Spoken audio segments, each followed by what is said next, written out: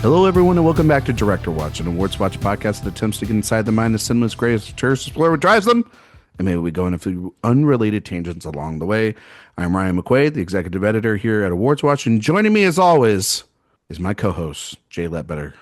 And I think this is almost inarguably the most forgotten Verhoeven film of his Hollywood, post-Hollywood era. Yeah. And we're talking about it today. Black Book. Black Book. Crazy. At the time, and maybe still to this day, the most expensive Dutch film ever made. Voted on by the Dutch as the best Dutch film ever. Yeah. Which is... Do you agree? We'll talk about it. We'll talk about it, but also... We are experts of Dutch cinema. Well, that is true. Jay loves the Dutch, both their films and their history. Can I tell you something, though? I don't know where you're going with this after that attempt of a bad joke, but okay. The Netherlands is my number 2 soccer team after America. I visited... This is what the fans love to hear. Holland, Amsterdam, between 8th and 9th grade. It was the year of a World Cup. And I just remember being... You like the jerseys? The jerseys are great. The energy was just unbelievable. And so that was the time of Wesley Sneijder, Ian Robin, Rob Van Nistelrooy. I mean, these were legends. Sorry, and they were really good back then. International listeners for those pronunciations. Yeah, Iron Robin, though, that guy ruled. He was like bald from age 18, and he was so fast. It was so cool. Does that make you more... He was a lefty, too. Would shaving your head make you more like aerodynamic when you're running, I would assume? No, he wasn't voluntarily shaved head. He was just bald. Like he was born that way? I don't think he was born that way, but I think he was prematurely bald. Oh, okay. So it was like maybe like just bad genetics. So he was like a freak athlete who just lost his hair early. Like a Ginobili sort of situation. Yeah, sort of a LeBron James situation, if you ask me.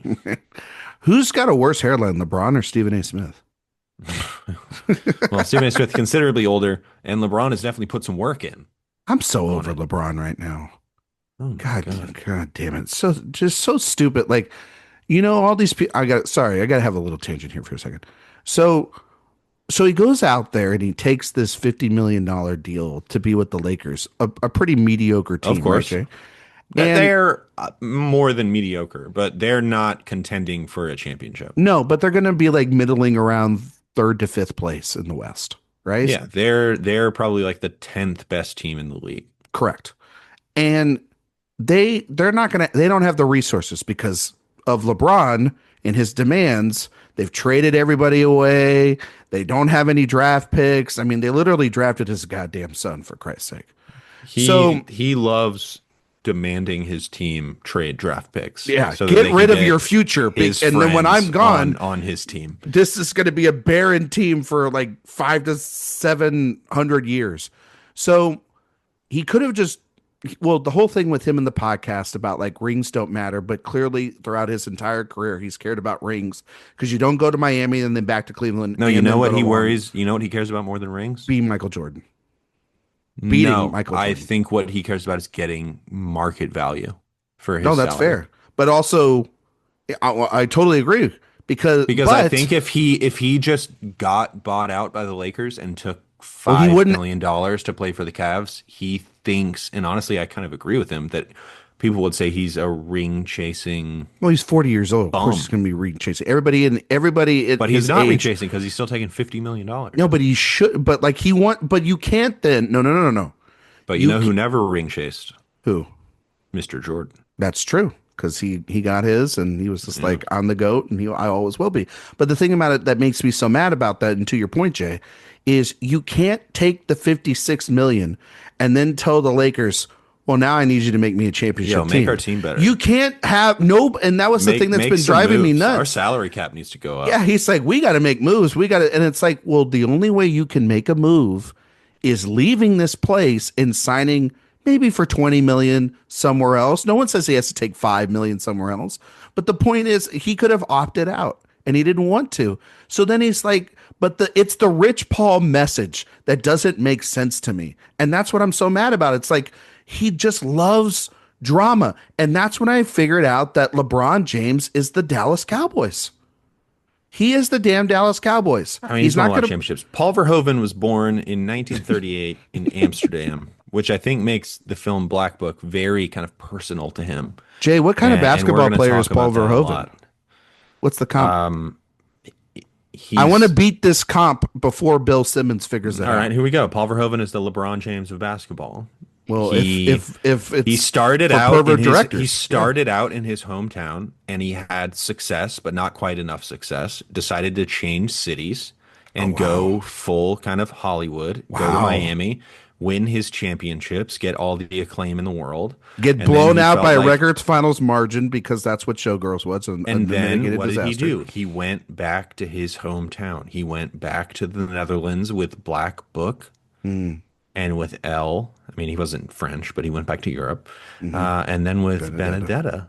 And now he's in the middle of just like walking through the cosmos, and we're never going to I get mean, him the to be great similarities again. are right there. And now he's stuck in La La Land. He's stuck in nothing. So who's Jordan?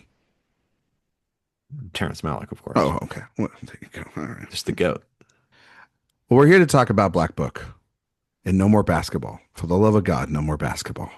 But we're not doing. You're the one who indulged that more than anyone. I right? know. I shouldn't have, but you know what? It's our show. We can do what we want. Who cares? Here we are. Like this is what we do. We're supposed to do tangents. It's great. We're here, and we have a guest, of course. Oh, And thank God. it's a great, our great friend. Sort of Last the heard Dwayne him- Wade of the The podcast. Dwayne Wade, and you're the Chris Bosh. I'm just standing in the corner waiting for somebody to give me the ball. Just give me the three. I can do it. It's my Let me- one job. I know I'm better than this, but I'll let this happen. God, I feel bad for that dinosaur. It's our good friend Ben Miller. Welcome back, Ben. How dare you call me Dwayne Wade? I am Margot Chalmers, and we all know it. Come on. Oh yeah, absolute heat check. Thank Terry you. thank you. Rozier. Yes, You know? yes. He's good for 7 or he's good for 35. Yes, There's I'm no coming. in between. God, Shoot, is that got to shoot, baby. it? Who do you think's been the most frustrating teammate LeBron's ever played for? Russell it- Westbrook. Oh, is it? Ooh, Yeah, I mean that's the answer. That's a good answer. Jr. Well, JR, you know, J.R. they have Smith. a tumultuous relationship. So between JR and Russell Westbrook, pick your poison. Yeah, but would you put Pick your Chalmers up there? overdose of insulin Oh Jesus Christ! as we talk about Black Book. My God, my God! I'm trying to turn it to What the a- what a we are- segue. we are- What a we are- what a I mean, to dark say that- segue, to say Jay. that we are off the rails is an understatement. Well, that's what we need to be. You know? Covered in poop, you could say. Yeah. Yeah, that's what this podcast is so far. Gotta love it. Gotta love it. Ben, you were last here for Primary Colors during Yes, the Mike I Nichols was. series. Gotta Yeah. say, somebody must have listened to it and thought, Ben, gotta get that 4K out. Because I know. now Shout Factory has a 4K out of Our Primary Color. influence, man. It's Zero crazy. demand for it until we started talking about it. So Is there like is there physical media out for Black Book? It's got to be, right? There is a blue, I believe. There's a blue? Okay. I was I gonna think so. maybe we can get a 4K now that Ben's here. I'm just That could be. saying. I mean, you know, whenever you have influencers on, you have to, you know, entice them out. So you know, my unlimited reach on these podcasts, you know. You've heard of the harbinger of doom. How about the harbinger of blue? Oh There my you God. go. Well, when the Harbinger There of Blue is be a No, Black no, Book no. Blu-ray. Hang It is on. expensive though. what is it, like $40? No, not that much. It's 27, 27? Oh, that's which I think is just too much for a Blu-ray. okay. All right. I'm going to indulge this. How much dad should a Blu-ray be? So here's the thing. I mean, inflation is a real thing. I'm all right. So I rented Black Book for $3 on iTunes. Okay. That is 1/9 of what it would cost me to buy the Blu-ray. Okay. I am a big fan of this film. Do I like it 9 times as much as what I paid for when I value my dollar? I'm not sure. Well, you're an idiot. 9 times is a lot. Well, because Will I watch this movie 9 times? well, Jay, you're an idiot because I didn't pay anything for it. It's on Tubi. Well, It is on Tubi. Yes. Yeah, Tubi is to be or not to be.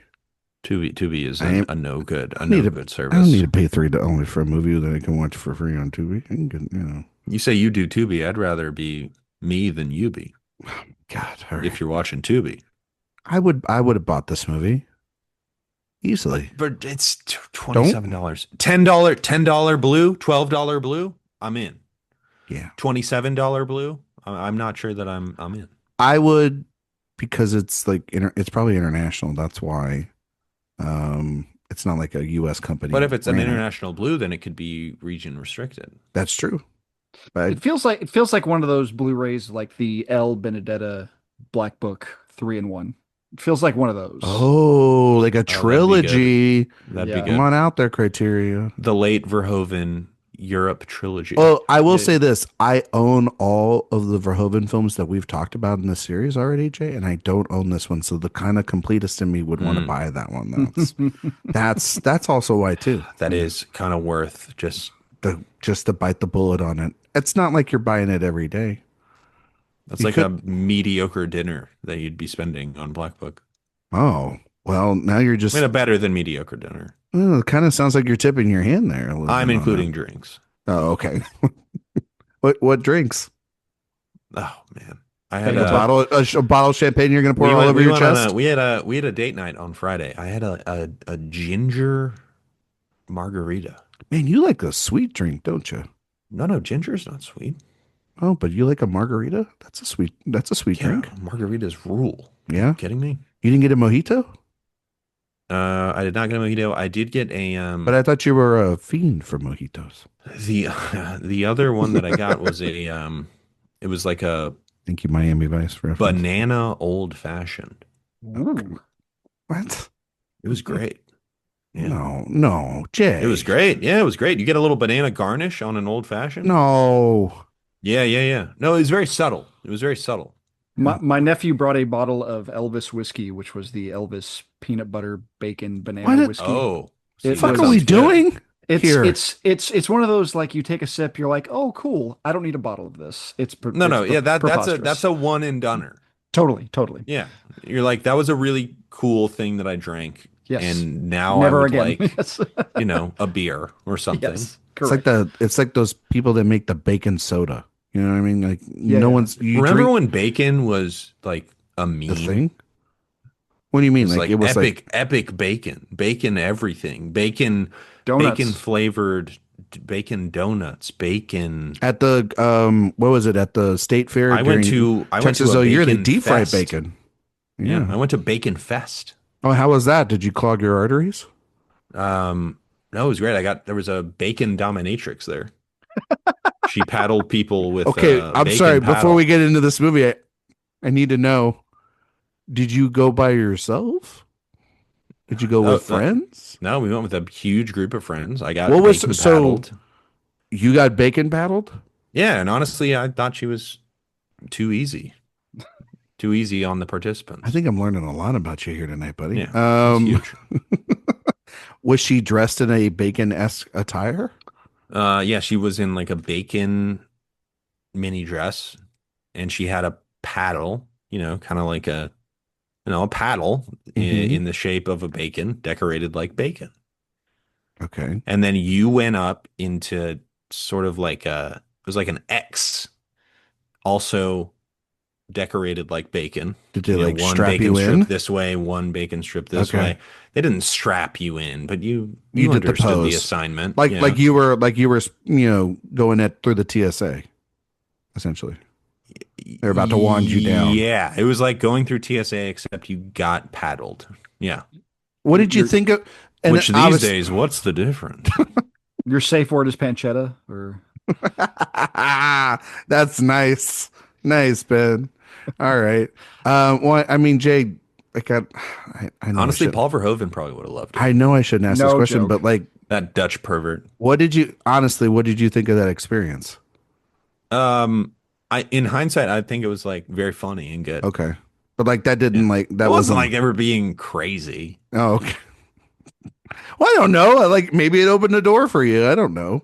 Trying to help you out here. I now have like I can't go to Waffle House without getting like really aroused.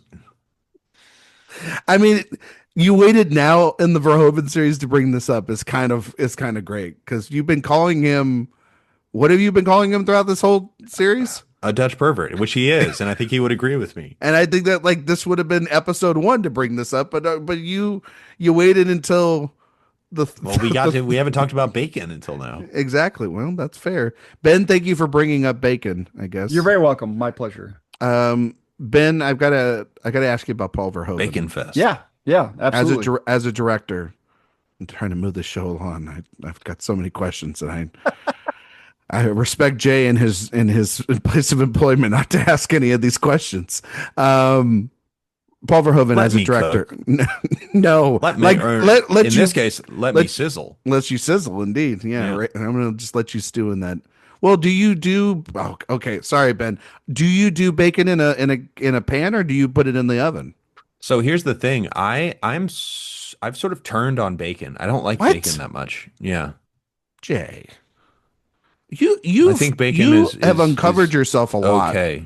Yeah. You've like you hate mayonnaise and you think mayonnaise and ranch is the same thing.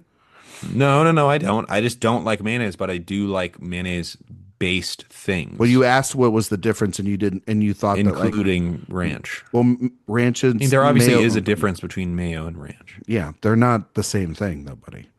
And No, then I understand. but now you're saying bacon, you're off bacon like for the rest of your life? No. I'm not off bacon for the You're rest just of my life. But selling bacon I, like on a stock? if you ask me what meat would you like to have with breakfast, if you give me like Are a you a nice sausage guy? spiced chicken sausage, that's what I want with my breakfast. Yeah. A chicken sausage. That is I'm sorry. wow, what a getting way too fancy on me around here. I'm sorry. That's just like what I like. All right. Yeah. Ben, you're not anti-bacon, are you? I'm not anti-bacon. Okay, thank you. I'm too southern. Yeah. I'm soft anti-bacon. You live in but not fucking like Atlanta, Georgia. anti-bacon. You should be like I know. bacon on everything. Yeah. You just make me disappointed. I All said right, like Ben. outcasts though. Well, I'm glad we can resolve that. Ben, Paul Verhoeven as a director, what do you like about him? What don't you Um, like about him? Please so help this show. yeah, by all means. So whenever I see his films, I'm always kind of captivated by how entertaining he can be without a single ounce of sentimentality. Like there's just a guy who's just so emotionless when it comes to his direction. Not like he just kind of stoically puts it on the film on screen, but I mean like whenever, especially like how violent and stuff and sexual his movies are, it's not like with any sort of emotion behind it. It's just like kind of matter of fact, like death. Even in this movie, a lady sees her whole family gunned down and really isn't emotional about it the entire movie. So it's a fascinating line he can actually straddle without actually being like nihilistic. It's kind of like it's almost like the Dogma guys. It's like he's too like polished and he's like he's not as pretentious as those guys, but at the same time he's willing to be like, okay, I like boobs, so I'm gonna have three boob ladies on here. And I appreciate his ability to he is the this is gonna sound funny. He's the best director of naked people. And when I say that, Wow. the people in his movies who are nude seem very confident in their nudity and are just like this is a matter of fact thing and like this is propulsion to the story. He always has to kind of shove it in like whenever the group gets gunned down at the beginning and they're being robbed, he of course has to show a lady's shirt being ripped open. He is a Of Dutch course, pervert. he is a Yeah. Dutch pervert, We but got I to mean, acknowledge it. at the same time, like Jay would do the it. I mean, the main character in this film, He's the director I wish I was. He's the director you are, buddy. but yeah, like I'm constantly entertained by him. He's essentially like a more polished like Russ Meyer. Like it's kind of how I view him. I've always like I was a little shocked at how much I've seen everything he's made since RoboCop. So I mean, I'm shocked at how much of his filmography I've actually completed. He's not wrong. Jay? You kind No, of he's like the most refined trauma filmmaker of all time. yeah, and I agree with you, Ben. He's not overtly sentimental in But his many films ways, are very personal, and they're man. very complex in the way that they're examining things. And Jay, you were talking about like this is a very forgotten film, I think, by Verhoeven fans in general. But this is also, though, what some would say is his most restrained film, and definitely the most restrained film we're going to talk about in this series. But I don't know if maybe that's all the This is way his most true. restrained. He's not that restrained. Exactly. You know, Well, I don't know. No, let's just jump right into it. Ben, what did you think of Black Book? Just entertaining. It's just bottom line entertaining, and it's not like there's so many World War II movies, and there are so many avenues you can go down, and especially when it comes to there's Nazis, there's occupation, Jews, all these things coming together.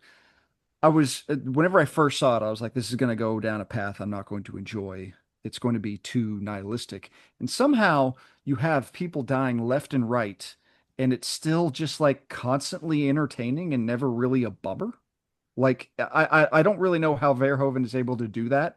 He also makes the world's most sympathetic Nazi who is somehow always still a Nazi, and then the kind of there's some themes he kind of wants to explore that are really interesting as far as like the levels of Nazism and the levels of treachery among different people, and the resistance groups and all that kind of stuff. It's just kind of like an interesting side of things, and he presents it with such panache, essentially, with Van Houten be the one who is obviously like the big discovery in all this.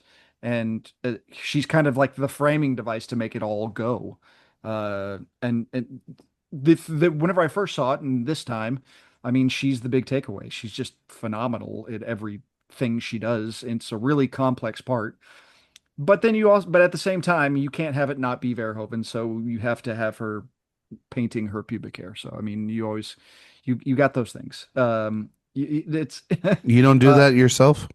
no, like I don't want it to burn for exact reasons I that she has. love hiding my identity, and that's sort of a necessity. By the way, apparently she's terrible at it. She gets discovered almost immediately. Like Yeah. It's like all that work and it just went down the tube. Because Like, it's because of her roots. She didn't continue to dye her I mean, like roots. honestly, it's just like just shave. You know what I mean? I guess. I don't know. Like It's just not the time. it's just not the time, I guess. Like, a razor. Anyway, continue, Ben. I'm sorry. It's No, just, no, it's fine. No, it's just entertaining time, and it is Verhoeven's most like non-satirical film. Like there's always like he always has to lather on the satire or lather these subtextual things, and this is probably his most straightforward one. But I mean, Certainly it's since RoboCop. yeah. certainly, yeah, Stuff yeah. stuff before that was Yeah. Post American breakthrough, yeah, essentially. Like yeah. this Yeah. is like whenever people think of Verhoeven's, I doubt they think of this film in his filmography, which is a shame because it's probably his most straightforward to understand and flatly entertaining without like needing like a niche to get it. It's like, oh, it's a story, cool. Like as opposed to, okay, they're on Mars or Robot Cop or anything. Like you don't have to really dig deep into it. You can just be like, oh, tell me the story and I understand. J Dog. This is first time watch? First time watch somehow. That's kind of shocking. It is. Yeah. What'd you think? Sound the alarm. Undersung masterpiece we're dealing with here. Whoa. I think this is like absolutely, in my opinion, one of the great World War II movies I've ever seen. I think how challenging this movie is. I think we need to talk about how similar this film is to a movie that came out a few years later Inglorious called Bastards. Inglorious Bastards. Bastards. Yeah. Ooh, yeah. There are a lot of similarities there, but There's literally like a Nazi party that's being assembled, and I was like, God damn, this looks entirely like Like an Inglorious Bastards. Like what I the don't know why fuck's David going on? Bowie was playing. Yeah, like actually, he was in there. He was in the background.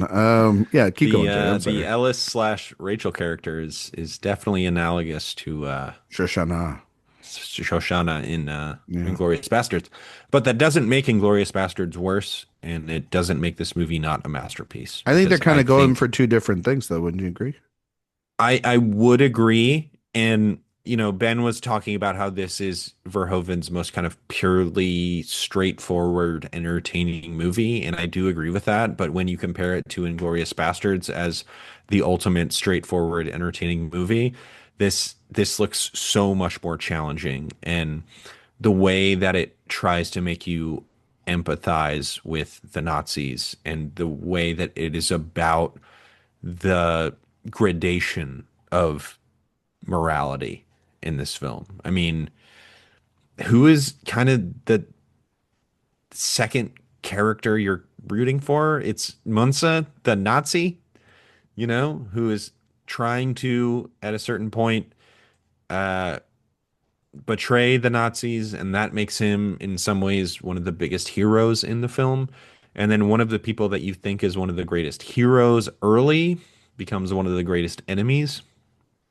This is Paul Verhoeven talking about his life experience and how growing up he grew he was in The Hague. He was in the Nazi headquarters of the Netherlands, and he was experiencing all of this incredible violence through the eyes of a child. And to a certain extent, I think this is about viewing violence through the objectivity of a child and realizing that every person involved is a person. And it you know what I loved about this movie so much? You say it's not much of a satire, but I think about the score of this film, and I think it's really trying to imitate a John Williams score. Mm. And I think about how Raiders of the Lost Ark uses Nazis as a shorthand for evil so effectively. It's just like, oh, good, bad, good, bad. And the whole thing about World War II is you can define good and bad in such a black and white nature. But what Paul Verhoeven proposes is that, there are levels to these things.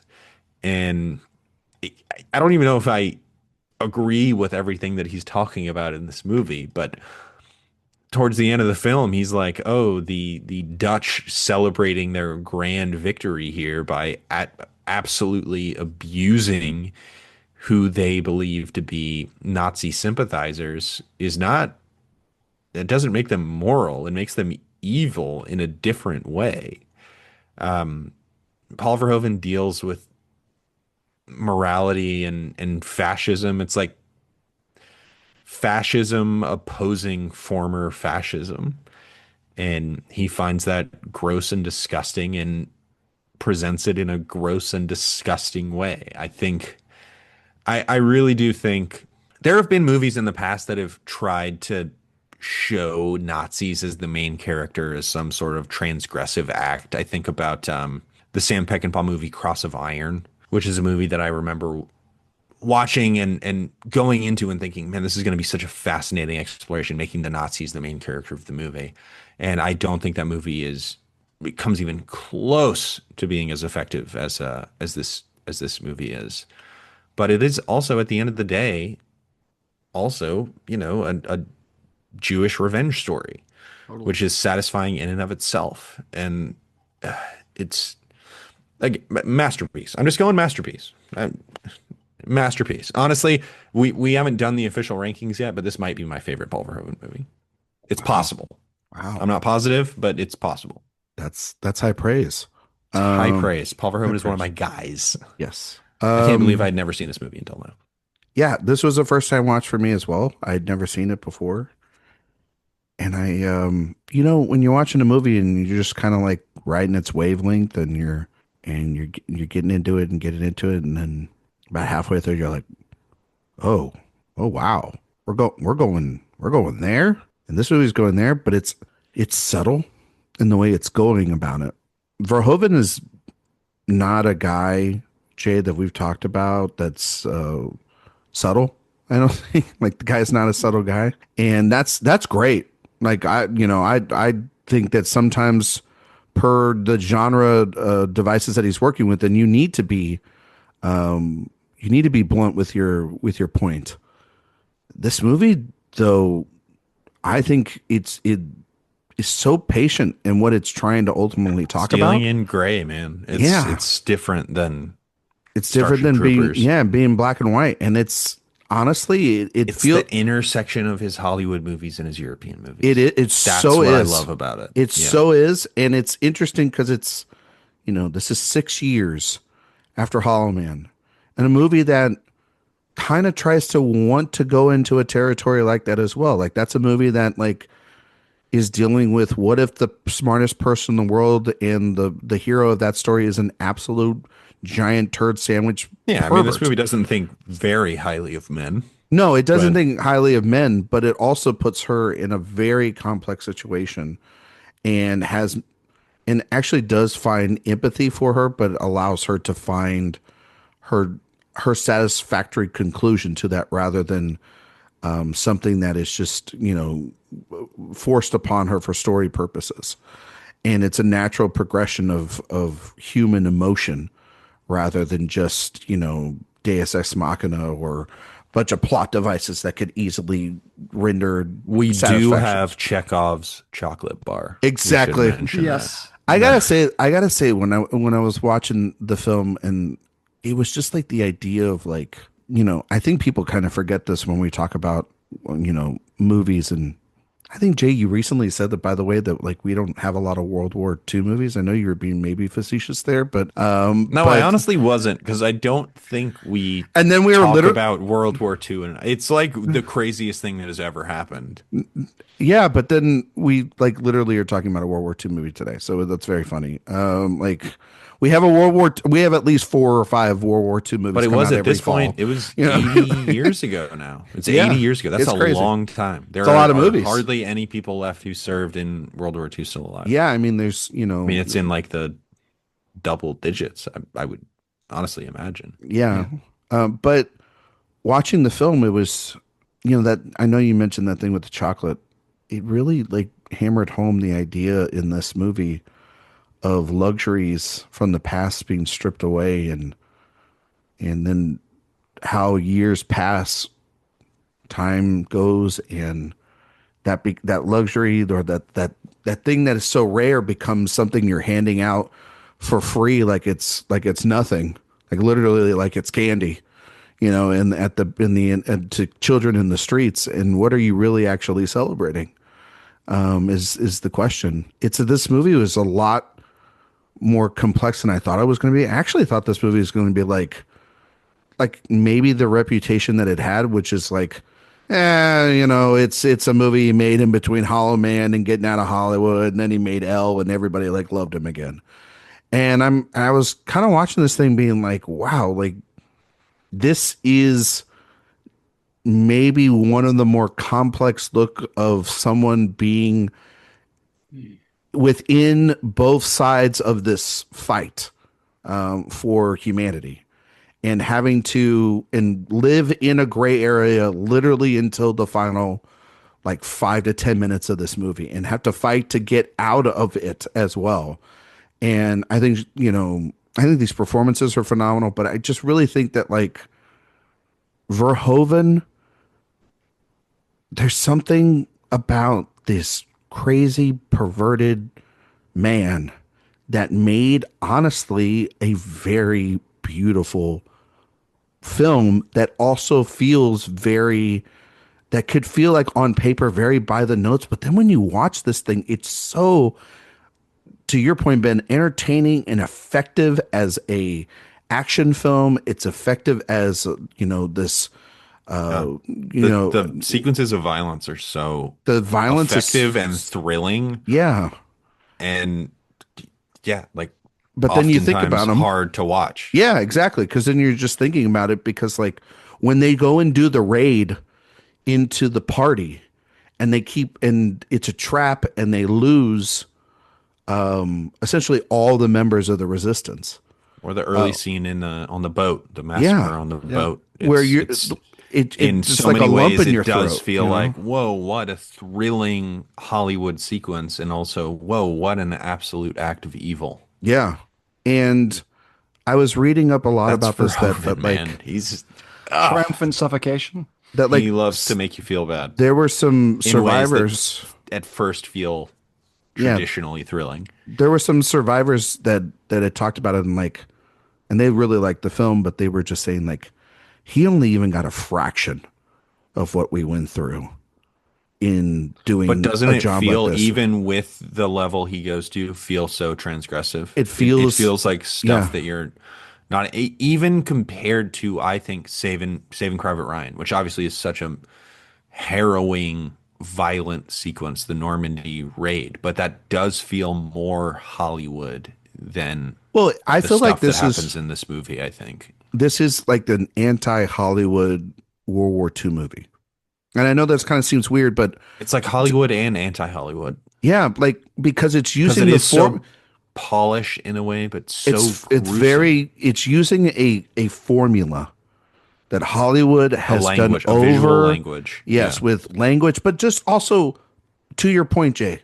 And I'm not shitting on Tarantino here because I love Inglourious Bastards, but that is this is essentially in a lot of ways the formula that you could do for a revenge tale inside a war movie, or you could do it inside a war one when somebody has something happen to them, and then they go on a mission throughout the entirety of the runtime to get satisfaction with inside of them. Yeah. I mean, I think Inglourious Basterds is one of the great movies of this century. Yeah. But there is an argument that it deals with the violence of the situation a little more frivolously than I think it deals with it a little bit Verhoeven more does with this movie. broadly and bombastically, and I think But this is also, Tarantino's fun as hell. yeah, he's no, and that movie is It's just stylized a different violence, yeah. approach. It's a I think different it's just approach. I think honestly it's just a flip of the record.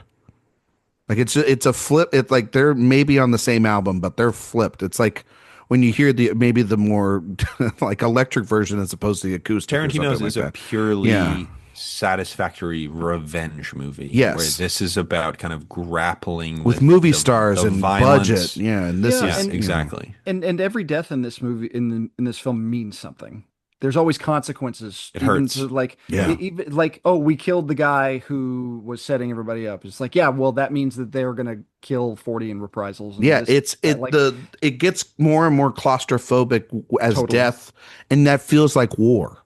It Yeah, feels like, to your point, Jay, as suffocating as the scene at the beginning of Saving Private Ryan on the beach, where like you are, without actually having But it to. feels less it feels less glamorous. No, than exactly, that, because though. that's well, I mean, I would. Yeah, I guess you're right. Like that's very glamorous, but it's also like the Normandy very, sequence is very like you watch those sequences and you're like, wow, Spielberg directed the hell out out of that. this. And Yeah. with the sequences in this movie, you're like, that was tough. Yeah, it's You know, tough. like you're not thinking as much about how It's a little like, Hollywoodified the sequences were. Like the Spielberg sequence in Saving Private Ryan. Well, they is don't have the obviously resources bravura, to, yeah. and it is affecting and harrowing. But in this film, it's almost so lo-fi in a way that it impacts you in a different way. You Yeah. know? it feels very unproduced as a positive. Like there's no Looks like it's there's no happening in executive real over the shoulder. time. Yeah, Yeah. yeah. And what's the timeline on this thing? Like what, a couple weeks? Like essentially from her After the dying first scene, yeah. Yeah, Yeah. probably like, but I mean, and the whole time, it's even from the standpoint of like, oh, the Nazis are like, they're about to lose. Like the writing's on the wall. That for is such an everybody. interesting context to put the movie in. Yeah, It really is. really interesting. When they say, like, dude, the Soviets are in Berlin. It's Yeah. over, man. It's done. And they don't care. they don't care. And Yeah. it's really it then becomes very like there are moments in this where like that cynical son of a bitch just shines through. I think of the moment with the German officer and the Canadian officer, and Oh, being yeah, like, yeah. this man needs to die. And Oh, and I'm man. gonna pull When out they- this when they are fucking like- rule that doesn't fucking even need to actually be uttered. It's like Hollywood would not show that in a lot of ways. That would just be like, all right, well, we take him here and we got Put him me in home and jail, and yeah, yeah. wave that flag and let's go home, boys. No, but when the great kind of upending, I mean, truly the moment that I was like, this is an emotional masterpiece is when we are throughout the course of the movie kind of coming on Mince's side, and we're Yeah, like, which is crazy, right? he has now betrayed the Nazis. He is clearly in love with this woman. We're starting to empathize with this man who has Yeah. been such an evil person throughout the course of the war. And then all of a sudden the Canadians are like, "Oh yeah, you're entitled to still shoot this guy." Yeah. And it's just that Because I don't want to this pick up the phone and actually have a conversation yeah, with yeah. someone. I don't want to This get into trouble. idea of indifference, Yeah. the indifference that is displayed in this movie is the most troubling thing. I mean, the idea of him it hurts, man. saying, "You want to kill this man even though he's a witness," Yeah. meaning that I would rather kill, even take out everything. But it's that just because part of her. the war is over. There's like Yeah. we lost. Like You don't who need to do cares this, anymore? but there's something about You're just bitter. it's bitterness and pride, getting in the He's like, fucking he's way. found some degree of happiness in this process. I don't like that. Yeah, and he's still totally justifiable in choking them the fuck out. I wish he would have choked him and killed But him. also, who's like not a cool guy? Who? Munza. Yeah, he's not a great guy Yeah. either. But then what? Like, But when he gets shot in the firing squad, you're like, man, he could have redeemed himself. but then he also, Like, but oh it's, my god, but then I that's think, a magic trick, man. well, I mean, like, Elise, right, is the main character, right? Yeah. So she's going on this journey and like honestly, like the true thing about this movie that's so great is the idea of trust and in someone that is going through something as horrific as losing their whole family, losing their self-worth and everything, and the only one that they can trust themselves, even when love and job and country and everything is just gone to hell, is they have to she just has to find and trust herself in a lot of ways in this movie, and find a way to find self-satisfaction within the rest of this, and ultimately survive the web. She's avoided the concentration camps and avoided her death, but she's doing another form of survival that we don't normally get to see a lot here as well too. And in the web that she is weaving throughout this, and the fact that she is entangled with two men, that one man is on her side politically, but is a terrible human being and treats her horribly. And then you have this horrible human being who she does not side with, that works for people that want to exterminate her. Who is the person who is on her side but is a terrible human being? Well, I would say that Ackerman. Ackerman's, yeah. At the end, well, yeah, by the end of the movie, that's When it's the revealed. real- Yeah, that is. that's it's- the web that they're going God, through. This Verhoeven is just like daring you to go against the resistance. It's a crazy approach to a movie because because she's finding someone that sees her for her inside this man who's signing death warrants for Jews, yeah. when he knows the war is over, and yet he's also simultaneously working with the resistance but then not working with the resistance.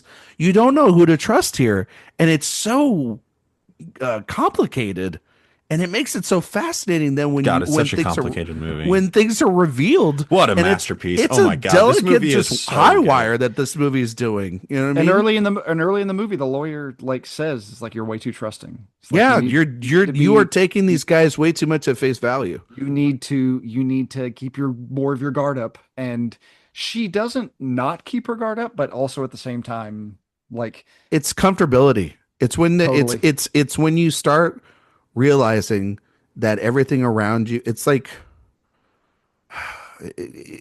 it's when you are in a relationship with somebody and you get comfortable, and then something bad does happen, and then you realize, shit, I never should have taken my guard down. I made a mistake. And inside that comfortability becomes vulnerability, and people that are nasty will exploit that. And that's where the Nazis ultimately, or even inside the resistance. Except it's that, you but know, that person has probably killed dozens of people. well, they both have. That's the Right, thing. they both have. They both Exactly. have. They one has signed the death warrants. The other one has betrayed others for wealth, and And God, the is way that Ackerman's has been portrayed as like the villain. I mean, he is portrayed as Brad Pitt in Inglourious Bastards, and he is badass, and he is cool, and he is the guy that you're rooting for. the And kids then are he waving him, ends and up calling his name being in the the streets. ultimate bad Yeah, guy. yeah, and he's like, oh, actually, no, he's Except he's for I guess the lawyer. I guess he's the true So, ultimate I bad mean, so guy. I He's it was, the guy was with the it he's the guy was. with the black book. I mean, Jade. To be fair, it was kind of like watching what Hans Landa wants to be at the end of Inglorious Bastards. Not to keep bringing that film up, but he's like, No, I want it's to, kind of impossible not to. I And that want movie to, came out years after yeah, this one and completely is the different. But weird it's part. like, It's it's not like, completely different. well, That's the no, thing. I'm saying like completely different writers, completely, like they weren't like I'm ripping off, Tonally yeah. different. But it's very funny of like Londa at the end of that movie wants to be like he wants the place on Nantucket Island. He wants acknowledgement and recognition in the history books that he orchestrated this move with the United States to kill Hitler that night in the movie theater. And this is a guy that is like genuinely Ackerman, like doing disgusting things that can only be like, that are being written down in one specific place. But And the then only when there's reason he's doing it is because he already got caught trying to portray them. Like yes, the only reason he's doing it is because he wants to still be alive. yeah, and so he's doing it, but And so you can understand that impulse. you can It's understand, but there are levels to every single evil and good person yeah, in I this movie. really, I really think it's interesting since this is the first watch for you two guys because I had seen it before and I knew that Ackerman's was it turned out to be the case. Mhm. And watching and knowing that going into the film and you're watching it, you kind of see his actions with like a slight different, like it's kind of like whenever you watch Ian Holm in Aliens and realize how much he's actually Oh been yeah, manipulated yeah. the whole time. Like it's almost the same thing. You see him kind of like turning the cogs, but without that knowledge, it's completely imperceptible. An excellent job on all sides to make that be the case without like it never flashed that he was the guy until he was No, the he guy. seems like John Wayne. Totally. That is how he is portrayed, and I was so in on him. I was like, this is, you know, again, Brad Pitt in Inglorious Bastards. This is the Yeah. hero of the story. And then it turns out that he's the ultimate villain because Paul Verhoeven doesn't operate in those black and white ways, which I don't think is a bad way to operate when it comes to Nazis and the Jews in general. But Paul Verhoeven is not interested in telling the story of Raiders of the Lost Ark. He's not interested in telling the story of Inglorious Bastards. He wants to show that these are people and how there is a practicality that can lead to evil, yeah, Mhm. which is what I think this movie is about more than anything else.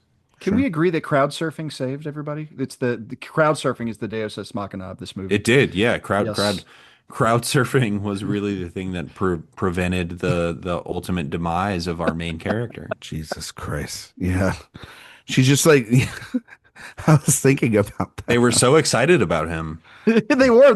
They wouldn't let him go away until they put him Ackerman, on his show. Ackerman. Caris Van Houten is unbelievable in this movie. She's incredible. Unreal. Can I say something about Carice Van Houten though that it always like made me like not go and watch this movie? Can I say something as well? Well, do you want to? Oh, I'll let you go first and be nice. I Go. think she's very pretty. Oh, Hot she take. is she an important person, Jay? She's making it on She's the making it on. on the totem pole. Ben, I know that you've been a guest on before, and I probably have not asked you this question, but we ask a lot of our guests this question just so that we can get the listeners can get a good sample. This is a good insight into who you are and the taste that you like, and especially we've been asking this a lot during the Verhoeven series. But Ben, who are your important people? And I'm not Well, talking about your family. I'm talking about no, I know. I think know. you understand the criteria here, which is who you crushing on these days. Well, I mean, the end all be all that has been hotter than hot for the last 30 years. It's Selma Hayek, and I'm not sure it ever will not be Selma Hayek. Jay, he's kind of right on that one. That's like a ballpark. Something like but yeah, I mean that's right. If you're going hotter than hot for, I mean, slightly younger person, but for me, it's like Penelope Cruz has been just on fire for the last. Is Penelope Cruz younger than Selma Hayek? I think a little Selma bit. Hayek's like I'm gonna 60. look that up anyway. Keep talking, Ben. So yeah, so you got you always Selma Hayek. You know, people our age, people younger than us, essentially, don't understand the impact of Jennifer Connelly in her day because this is a good call. Because like a bad movie, Career Opportunities, but holy God, that movie when like everybody's seen the gif of her on the horse, and it's, I mean, if you know what I'm talking about, you know what I'm talking about. I mean, like, Her on a horse? On like a grocery store Riding horse, on a horse. like and you know, you got that, and you know, Top Gun Maverick still holding it down. I mean, the first thing I saw Top Gun Maverick with my brother, and we were in the parking deck of the movie theater, and the first thing he said to me about the movie was, "Man, Jennifer Connelly is still a smoke show." Yeah, absolutely, man. Like, still, a movie that he was like 5 stars. The first thing he had to tell me was Jennifer Connelly is still a smoke show. And these days, related Top Gun Maverick, I'm a big Monica Barbaro fan. yeah. She's on the list. She's on the list. She's quite fetching. Good for Andrew Garfield. Could watch her get out of Bob Dylan's bed every day, because that's the only damn reason to watch that movie. Yeah, there you go, Ben. I did look it up. Selma Hayek is 58 years old, and Penelope Cruz is 51. 51. Yeah. So God bless him. You were right. Say who's moving up the ranks. Oh, really? All right. Rachel Brosnahan. Rachel Brosnahan. Yeah. Big performance in Superman. Big important performance. Big. I mean, really important work. That was like watching, you know, BYU beat Texas or something. Oh, come on! Like, wow, they're moving up. Fuck you. They're all of a sudden in the top 5. You know, Jay, can I ask you a question? I know that we should probably not talk about sports at all. No, But I want to ask you. I will give you a 1-word answer. I want to ask you about that quarterback situation at BYU. Oh yeah. Let's dive into this. Every now and then when BYU kicks a player off the team for having premarital sex, it's so funny. But like the fact that they, for a whole year, they signed the #1 college basketball recruit in the country, and then he hooked up with a co-ed and they kicked him off the team. But like, we all know everyone on that team's having sex. No, they are not. I just saw the Book of Mormon on not Broadway, but the Atlanta version of Broadway. Okay. And I learned a lot. What is the Atlanta version of Broadway? The Fox Theater in okay. Atlanta. Oh. It's a touring, I mean, it's just a touring production. Jamie or Vivica A? And they did great. It is Jamie. Yeah. Okay. Jamie. The Jamie Fox Theater. You know? They did a great job. But Ben, do you have an answer for this about the BYU? Like, so it's pretty crazy. Like the fact that for a whole, it's not crazy. It's funny. No, it's bullshit. Like, it's like, get over it's 2025 people. Well, but that's the expectation when you go to BYU though. The in-depth of it's like going to Scientology U. Well, the thing about it is, it's like for a full year, everybody on ESPN, everybody also, at BYU. Yeah, that's the thing. They were like, he's our first Jewish quarterback ever at BYU. It was like, you know, it's like he probably already should have been disqualified. It's like the first gay person to ever vote Republican. You know what I mean? They're so happy about it, you know? And then they, of course, just probably like that too. They turned on him when he did something. They called him the BY Jew. So yeah, I mean, that's literally I know you're not wrong about that, but just every time I hear it, they should not say it. They should not. He transferred to Tulane, and you know what they're calling him now? Oh Lord, are they calling him Jew Lane? They're calling him the Jew Lane. God damn it! All right, check please on this podcast. My God, I cannot. Well, I asked for this. I did this. This is Speaking of my that, fault. parts of this movie take place in Israel. Yeah, I was going to ask you what you Does. thought about that. Yeah. Ben, your politics right now, currently, what's that all about? I'm just Let's kidding. get Let's You into do talk about not. it. this, guys. Let's talk All about the right, conflict. let's do this. No, I mean It's he's kind of he's. it's I don't. He's not commenting on it or anything, but it is interesting that that's the final shot of this movie, which The is very final interesting. shot very. is people in Israel, Embracing yeah, for impact. bracing for impact of missiles. Yeah, Yeah, it's it's kind of wild. the start of it is like it's a really interesting framing device as far as how it begins. Now you forget completely that she is alive and flash forward at the beginning of the movie. About 20 minutes in, you completely forget about that. So it's not one of those things where you're like, well, she's obviously going to live. She is because of you have that framing device. But it's one of those things at the end, you're like, cool, that money went to good use. They didn't just get rich or whatever, da da da da da. And then the bracing for impact is kind of like just kind of not leaving you on a sour note. It just leaves you on a note of just Verhoeven doing what he wants to do. Like you can, it's like, it's, if there's any question about whether or not, like, this is not a studio note. Like, that was definitely like, I'm doing No, what I want to do. the Dutch And government was not like, yes. chill out, You gotta Paul. take see and that's the beauty of this film, and I'm sure that's a lot of like you can kind of tell from Hollow Man, like despite all the cachet that Verhoeven had to that point, you can tell he still got as muted as he could be with what that film He got in was. trouble. Yeah. Yeah. So, I mean, he's like, I don't want to get in trouble. I want to have full authority to do what I want. And I'm going to end it like this because I want to end it like this.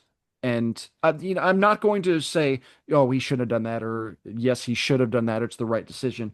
It's just it's a constant.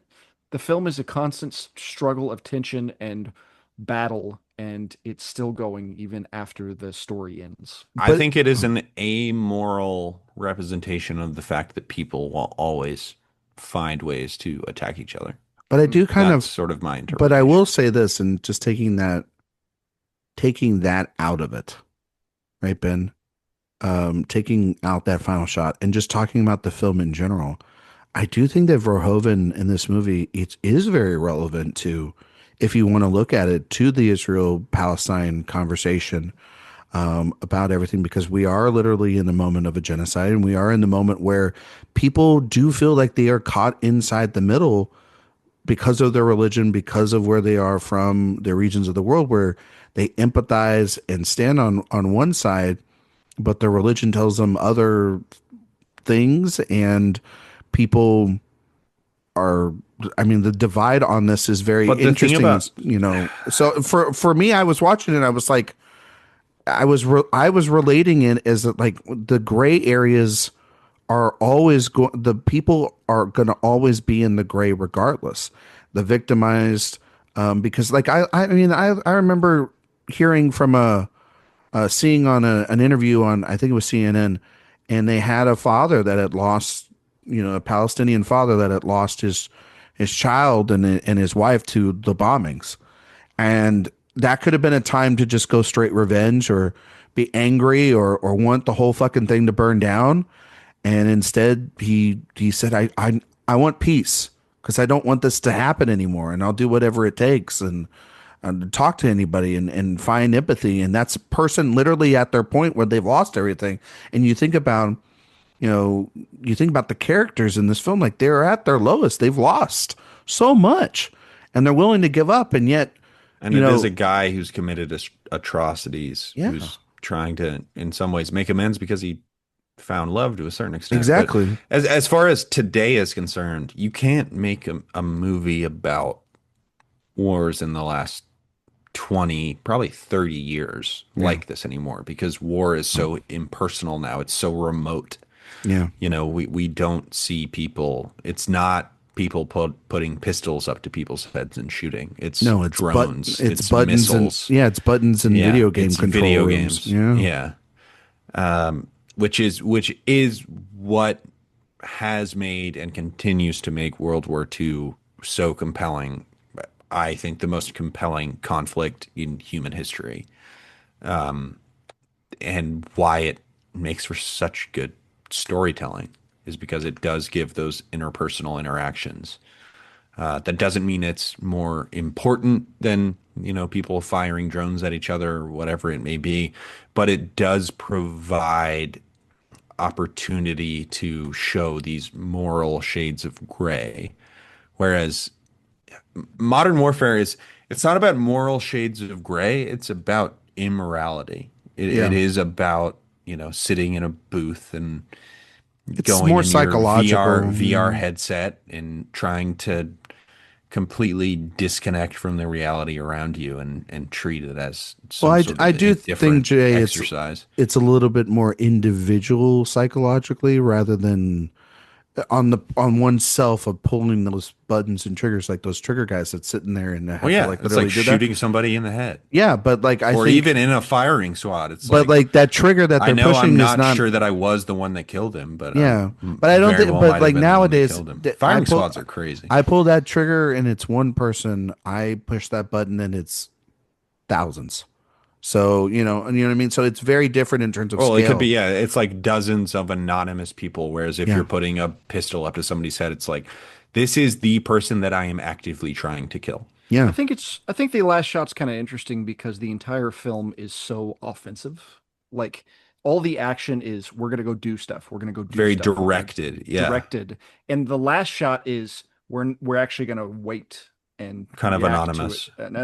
Yeah. Anonymous and also on the defense as opposed to we have to do this to make these things happen. It's kind of a changing of mentality, but you still have the same kind of it's still a negative. Like God, it is sort of Verhoeven being like, at least we used to have some sense of humanity when we killed people. Yeah. Now it's just like God, Verhoeven is such a genius. Oh my God. Dude's unbelievable. no. I totally agree with you, Ben. I mean, like it is. It's a situation where it's kind of subtle because it's just so abrupt to the way it ends. But it's like, yeah, that war had a totality and meaning behind it. And to your point, Jay, like modern warfare, it's just killing people. I mean, It's not it's even always that modern though. It's just like the what, it's 50s or 60s. it's 50s or 60s, but like it's without showing it. And it's like, oh great, It we got can be now. revenge. We got all of our money back from that horrific And we put it conflict. to this beautiful place, and then We what are made we this what are we great gonna do? settlement, and now it's getting attacked again. It's Yeah. God, we're doing great, man.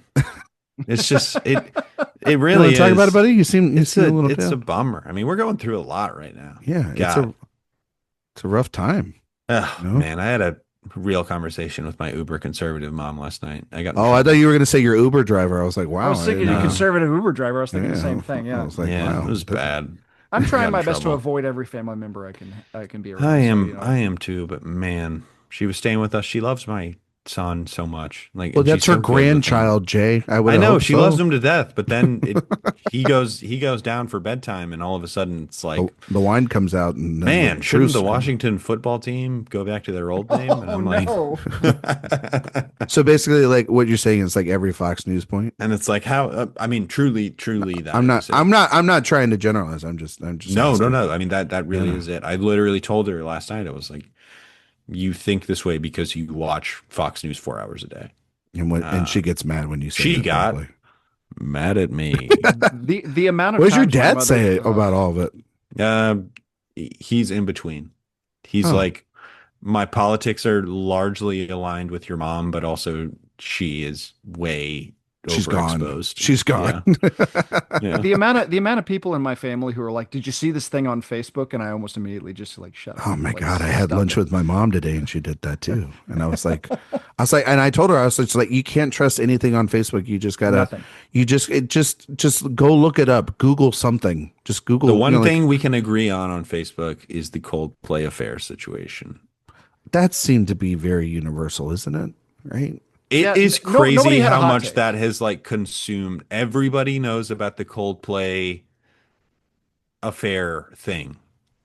Every single person, Yes. regardless of demographic, political view, they're like, that was crazy, right? My dad's pretty like not online. He doesn't have social media.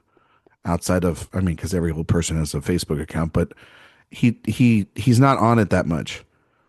I'm out at dinner with him, you know, the day it broke, and he was like, "Hey, you hear about this Coldplay thing?" I'm like, "You too?" And he goes, "No, not you too, Coldplay." Thank you very much, folks. He was talking to me. My dad at first was like, "Oh, so you see the British Open? Scotty Scheffler really dominated." And I was like, "Yeah, that was crazy. Yeah, hook 'em horns. He's an incredible golfer." And he was like, "Also, that Coldplay affair thing, that's crazy." And I was like, "Yeah, it is crazy." What's gonna, I mean, but that's gonna die here like soon, right? Like it's already What do you getting mean annoying. die? I mean, the guy Well, lost. No, his I'm talking. role No, I'm as talking like CEO. the scandal about it. The I'm world talking like is we're gonna beating move it to on. death. The world is Yeah. beating it to death. Why? very Why do quickly. we beat things to death so much with? Once we get to the memification of stuff, it's not funny. No. Like I've just like Jay, you and I It talked was about this. it was very funny at first. Yeah, but then now it's I like thought it was absolutely hysterical. when what? Well, the event itself was funny, but not like the memes that come No, from no, no, it. the tale of it. Oh yeah, and like the Hamburglar hugging Ronald McDonald or whatever memes like that wasn't That's funny or whatever. that's an whatever they interesting were. way of saying Trump and Epstein, but okay. Yeah. I've seen that video. We've Was seen what that they one were too. doing? Yeah. I don't know. Yeah. I'm getting increasingly offline and I'm loving it. I don't blame you. How are we It's going to been talk? great. Well, we still text each other. Oh, And you can send me memes Well- still. Most of the memes that you've been sending me lately are like specifically trying to make me feel bad about my sports teams. what did I send you recently, Jay? Something about the Falcons blowing the I sent 23 him- lead. Yeah. I sent him. That was a meme of The Coldplay thing. Coldplay thing. Well, I only would send that to you if it specifically was going to harm you. Like I'm not going to like. Yeah, you're you know- actually like very rude. See, it's always these things. It's like they just pop out of nowhere and they just like infiltrate every like the Acuna throw for the other day. Just I couldn't get away from it for like 20. that's I like how we're dating this podcast. The that's my Acuna guy. throw from the other day. I'm like, what fucking throw are you talking about, Ben? What game was it? That Ronald Acuna throw. As Jay a knows Braves what I'm fan, talking about, yeah. I was like, So our team sucks. I hate this baseball team. But Acuna caught a ball on the fly and hosed a guy at third on without the ball Who touching. were they him playing? about it was 300 away. the Yankees. It was the Yankees. longest. Did they win? Like They did. that game they won. It was the longest. Yankees. It was lose. the longest throw of the last 10 years or something. without He- touching the ground. Wow. It was I gotta was look a this throw. up. I didn't see it. Yeah, Oh, it's it real. was a throw that the runner honestly was sort of Like, well, he's not gonna throw it. obviously I can sort of hold up here because I've got a free path to third. Can I tell And you then guys? Acuna Oh, okay. angled He's still himself going. perfectly to throw it off of like immediately after he caught it, and then honestly the third baseman was like, "Oh my God, he's throwing this to me!" and then he managed to tack him out. It was one of the most incredible baseball plays I've ever That seen. was the most Also, detailed. I hate the Braves. I hate this team. Can I say something I hate them. controversial about baseball? Yeah, boring. I think as I've gotten older, I'm getting away from it. I'm It is really fun when your team is really good. And mean- when the Braves are not good, I can tune out and not feel bad about it. Jay, my Red Sox went on a 10-game win streak, and I could not care less. Yeah, but they still stink. Well, That's the thing. well, okay, they're better than your team, but probably, I guess. I don't know. But I don't know. I don't have the bandwidth for baseball anymore. They're definitely better than my team. Not that bad. But They're like wild card. they're a wild card team. Yeah. Yeah. But like Baseball playoff baseball is Playoff so baseball's good. fun and so stressful. it's like hockey. Like I like hockey in the playoffs, but I'm not going to watch the season. 162 games is a lot of games. I'm still And when high you- off the 2023 World Series, so I'm just living in like that. I always thought, oh man, I'm gonna have this World Series, and then I'll never have to worry about my fandom again. I can just live off of this, and I'm still annoyed every time they lose 2 games. So Oh, cool. The Braves are down 9-0 right now. That's awesome. Dating this podcast. It is it is a lot to ask to be like, hey, would you like to invest 3.5 to 4 hours to watch 162nd of your team's season? By the way, also some of these games are at noon during the middle of your day, Yeah. and the It's a baseball great packages are like $1,000 to it's a watch us the whole great season. passive thing to passively watch, and I love going to No, I baseball love games going as to it. like a Like, social event. no, And going to a they're baseball great. game, Yeah. those are great experiences. It's actually And playoff baseball games, I like live and die by Unreal. every It pitch. is a honestly, man. It's crazy. Such I a like different going to atmosphere. baseball Yeah. games more than I like going to basketball games. Yeah, I But think I agree with that. football games are the best. I mean, Like football easy. games are Hockey. Hockey, the closer you are to the hockey is honestly maybe the best live sport. I My agree. I city agree. has not had a hockey team in, 20, hockey is so much fun. 15 years. We used to have a minor league team. Well, no, yeah, we used to have a minor league team down here. We're trying to And get the man, Thrashers back. We're gonna do it. man, oh man, I'll tell you, you get get seats down there by the ice, and you just banging on it, or banging on the Who's your team, Ryan? in a hockey. Hockey? Mm-hmm. See, hockey, I'm kind of like a free agent. I could be with a lot of teams. Though I was a big Sid the Kid guy. I really liked him a lot. Oh, Ice you're just bats. going You Ice know, bats. you just go but whoever's good. but the Stars are good. And my dad grew up. He loved the Oilers growing up. So when they were in the Stanley Cup, I was rooting for him because I wanted the old guy to have his Stanley Cup. You know what I mean? Like I wanted, I wanted him to have a win. You know what I mean? And then they lost, and I was like, well, whatever. And then I moved on with my day. I'm a Hurricanes fan. Hurricanes guy. I like the Hurricanes. My wife's big into Philadelphia just because of Gritty. I want McDavid to get a cup so bad, man. Were you rooting for them in the playoffs? Yeah, I don't want Florida to fucking win. By the way, he is one of those. Florida winning hockey is disgusting. By the way, I'm just going to put that out there. Watching McDavid play hockey is like, oh, this is Beethoven. Like this dude is ridiculous. I mean, he's good. No, he's insane. He's very good. You know who else is very good? Caris Van Houten. Yeah. See, Wait, Ben's see- trying see- to get so Ben's what trying we- to get us back See, on. bring it track. back. We got Bring it totem. back. We talked totem pole, and we just completely derailed Jay's saying how good she is. That's true. Carice Van Houten is unbelievable in this movie. Obviously, I think she is most known to everyone in America as, Game of Thrones, right? Melisandre. Yeah.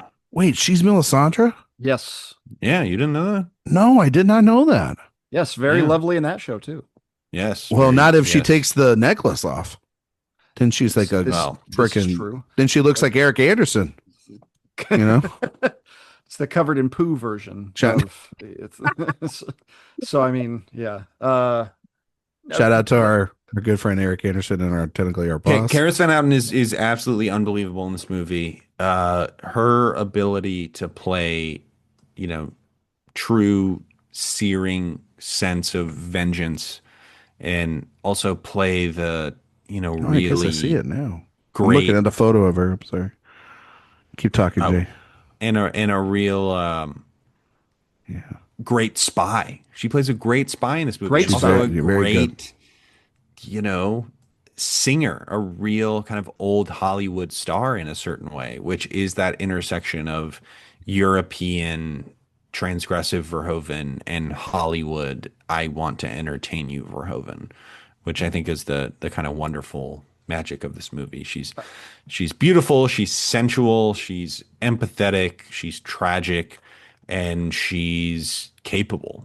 That's kind of what I love most about her, is that she is so capable. I mean, that first scene wherever she first meets Munsis, you're just like, oh wow, like it's like, okay, we have to run. We're gonna run off the train. Smacks him, takes the suitcase, goes back, charms him, like just so smoothly gets through all that, and then just like that has an end to the Gestapo. Like just like it was, like Man, you said, the stamp thing is so good. The stamp thing's great.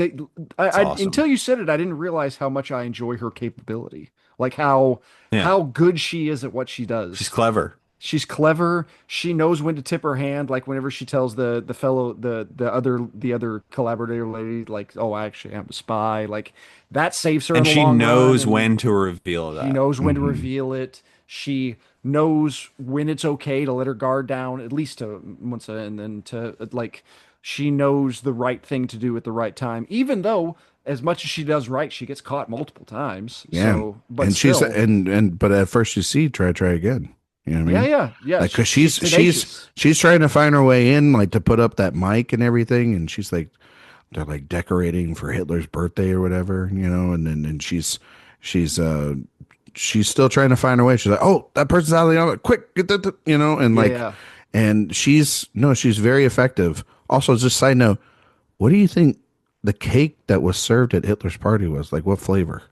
German chocolate. German chocolate. All right, Jay, That any makes thoughts? sense. I'm trying to think of like a horrific joke to tell. I was can't think of one. I was just gonna say it's white cake, but all right, no frosting, just a very basic plain cake. Yeah, but anyway, no, she's fantastic in this movie. I did not know that. Well, I gotta say this, and this is gonna sound like I'm an idiot, but the poster of this, when I always saw it, I always thought it looked like, because of the poster, it looked like a fake movie, Yeah. and and weirdly, I always thought the way they lit it and the way she kind of shot in that poster, if you guys go and look at it out there, Yeah. I thought it looked like Christina Aguilera, like circa late 90s. Sure. And I was always like, I mean, it looks like the poster for Allied is what it looks it like. looks like a poster for a movie It's directed like a video. crazy generic And movie. I just was like, I'm never going to watch that. And now I'm like, nope, this is not exactly at all what young Ryan ever thought that this movie was. And yeah, this, because it's Paul Verhoeven, and you should expect better. You should expect this movie to defy your expectations. Dude, it is still like a kind of perverted movie. No, it's an In extremely ways, perverted movie. It's That very sexual. It's gross, both morally and aesthetically. I mean, when she gets the feces bucket dumped on her, when was the last time you saw something quite like that? You know, it's So I mean, it's. well, I mean, like I feel like that disgusting. after I watch a Marvel movie nowadays. But like, well, Well, I first mean- of all, Ryan Ao, and also Ben, carry on, please, for the love of God. No, it's one of those things where like even if you think about the title of the movie, you're like, if you've never like you guys, your first watch, you're an hour and a half in, you're like Black Book. it's 2 hours. No, it's 2 hours. That 2 black hours in book. before the Black Book is even That black touched book on. is brought in the last 25 minutes, and then he's Black like, Book- "I have this black book." I'm like, "Wait, you've had that fucking thing the whole time?" Like, There This is an it's awesome a title for long movie. Yeah. There's an awesome title for this movie in here somewhere that's not Black Book. Like Yeah. it does catch, like you said, it's a catchy name and it makes sense. And at the end of the movie it makes sense. But for 2 hours you're like, where's The this Black Book, friggin' I still don't think it carries quite the weight. No. of does being not. the title Like, of the it movie. just seems like a prop he found on the not to, set. and not to mention, like Ackerman's like he picks up is like, is this his Black Book? And she goes, yeah. He goes, huh, and puts it down. And I'm like, if he keeps that and realizes what it is, movie's That's over. crazy, bro. Like, Oh, you're not Wait. actually responsible for my son's death? This book is actually like the thing that's gonna get me killed in a coffin. Like, like that's wow, that's wild. cool. Let me put this back down. I gotta say, one of the most inventive, satisfactory Totally. kills I've seen in a movie in a long time. brutal too. Brutal. Just both of them having their hands down, her using the locket to screw in the air holes. yeah, to cover Yeah. up the air holes. That's so brutal. And also Verhoeven using Christian iconography to kill somebody. Yes. Totally. It's, And not What to, a guy. not to mention at the very end, you're just like, even it doesn't even get into how brutal it was because obviously his breath is lightning and there's You're so much hearing it noise. though. The You're sound hearing work it, is incredible. But I mean, you're over there, and then he finally stops. And what do they say to each other? They're like, "Whew, finally, that's over." Like that went too long. they were like, it's they were like, should we go over there? Yeah, I guess so. But I'm not doing it. We should, but no. But And, will we? Yeah. You know what I mean? And it's a very much there's another like he dies with can't take it with you type thing. He's surrounded by wealth and he dies in a coffin before he's dead. Like there's But but also too, like, she, you know, Elise or Rachel, however you want to say Caris Van Houten's character in this, but you know, that's the other thing too is her not forgetting who she really is. You know, she is Elise undercover and to everybody here, but she's at the core of it, she's Rachel. Yeah. And she's in, and by the end, it's so interesting that when we first meet her, both times in the beginning of this film, when we meet her, she's Rachel. And then throughout the rest of this film, we forget, just like mostly probably like she does, because she has to have this disguise and whatnot and be asked to do disgusting She's freaking things. Shoshana, man. No, I know. And it's, but she's, You know, it's a good movie, Inglourious Bastard. but you know what Shoshana doesn't have to do? To Black Book. She doesn't have to go and literally seduce the enemy. But yet in that moment when she's seducing, not other than like professionally. Yeah. No, like this is a literal She seduce. seduces but them, then, or she honestly trips into them having the premiere at her theater. yeah, she that works out in her favor. Elise is a much more active character in the film. You talked about the the morally compromised and the gray of it all, and how they're like, "Are you willing to sleep with him?" And she doesn't really put a whole lot of thought into it. She goes, "I guess, yes, probably, yeah." Maybe like I'm attracted to this guy despite his deplorable point of view. Jay, we compartmentalize it, but also I understand the utility of sleeping with him. It's Ben, you talked about like Verhoeven having nudity inside of his films, and we've talked about how truly unsexy a lot of that nudity is in his films. There are a lot of ways they're very violent in the way that they're sort of depicted. I mean, for God's sake, this movie has both.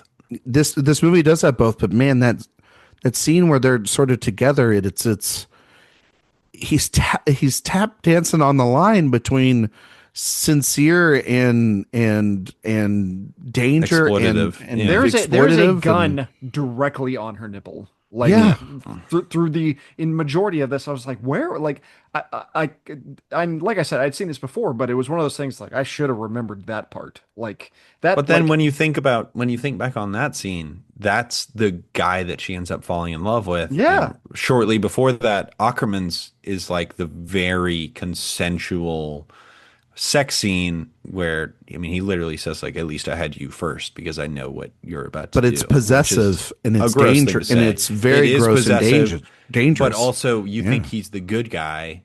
You're kind of like, oh, it's kind of sweet that he's the willing seeds are to being let her laid do bare. this or whatever. And then he turns out to be the great enemy of the movie, the great antagonist of the film. At least to her story. It's just like there's nothing there are no good people in this movie. There's zero completely good people. The lawyer? Is she not? Wait, is she not good, Jay? Do you think she's not good? That's an interesting question, actually. I think she kind of loses track of what her purpose is for a while. But wouldn't she have to though? Yeah. Like in order for it to all work? Like, but she's not responsible and coming to the defense of a murderous Nazi. It makes her more ambiguous from a moral perspective, at least, I mean, most people in that country were doing that at the time. I think it just makes it more. It's not what you have to do to survive. I mean, it makes it more complicated because she's Jewish. Complicated. You know what I mean? What's so incredible about it? Yeah, and he doesn't care. It is daring you to accept the fact that she is falling in love with a Nazi officer. Yeah, who knows? That's what Jewish. the movie is. Yeah. Exactly. No, I mean it's but also. You really overlooking the really important fact. This is a monumental time in Verhoeven's career post RoboCop. We get to see Wiener, and this I actually saw a piece. Jay's been waiting for this. That is true. I mean, we've been leading up to this moment. Honestly, have we talked? No, I'm not trying to. We haven't talked about him at all. I know, but no, we have not. But have we actually seen Wiener in any of these films? We definitely have in his European movies before RoboCop. Before RoboCop. So one of the pieces of trivia for this movie was specifically that because of American audience sensibilities, he didn't include it. And this was his first opportunity to do so. and included it. I remember, wasn't there like a little thing like the when they There have been do many the little things in his ah movies. Jesus. no Ayo in to you, Hollow sir. Man. In Hollow Man, isn't there like some like intimated like Yes, infrared thing with Kevin he Bacon? apparently basically did the early version of motion capture. Like you could see Bacon's bacon. Okay, okay. Bacon's bits, you mean? Speaking of bacon, yeah, yeah, Yeah, Um, yeah, yeah. Jay, it was right there, and you missed it. but It's a not in bacon a bits. literal sense. But you're talking Yeah. about Valdemar Kobus, of course. Yes. Yeah, who plays Of course, one of Jay would. the honestly the greatest villain in the film, Franken. I really think it's interesting how the film posits the three main Nazi guys. You have the quote unquote good Nazi. Is You it have because the they all look the same? well, you have the obvious bad one, but then you also have the bureaucrat in the middle who really Oh, I never. hate that guy. That That guy guy's honestly the sucks. worst one. That He's dude's the worst awful. one. Like you Yeah. said at the end with the Canadian, he's like, "You dumbass Canadians! Like, I know the war is over, the atrocities you've seen are no longer around, but just make a phone call, get your ass chewed out. Come on, like." And We're but still entitled to kill the people we wanted to kill before No, they exactly. surrender. that's the general. That's good. Oh, But like Fred God. Franken, yeah, I mean they're both just. No. Yeah. Oh.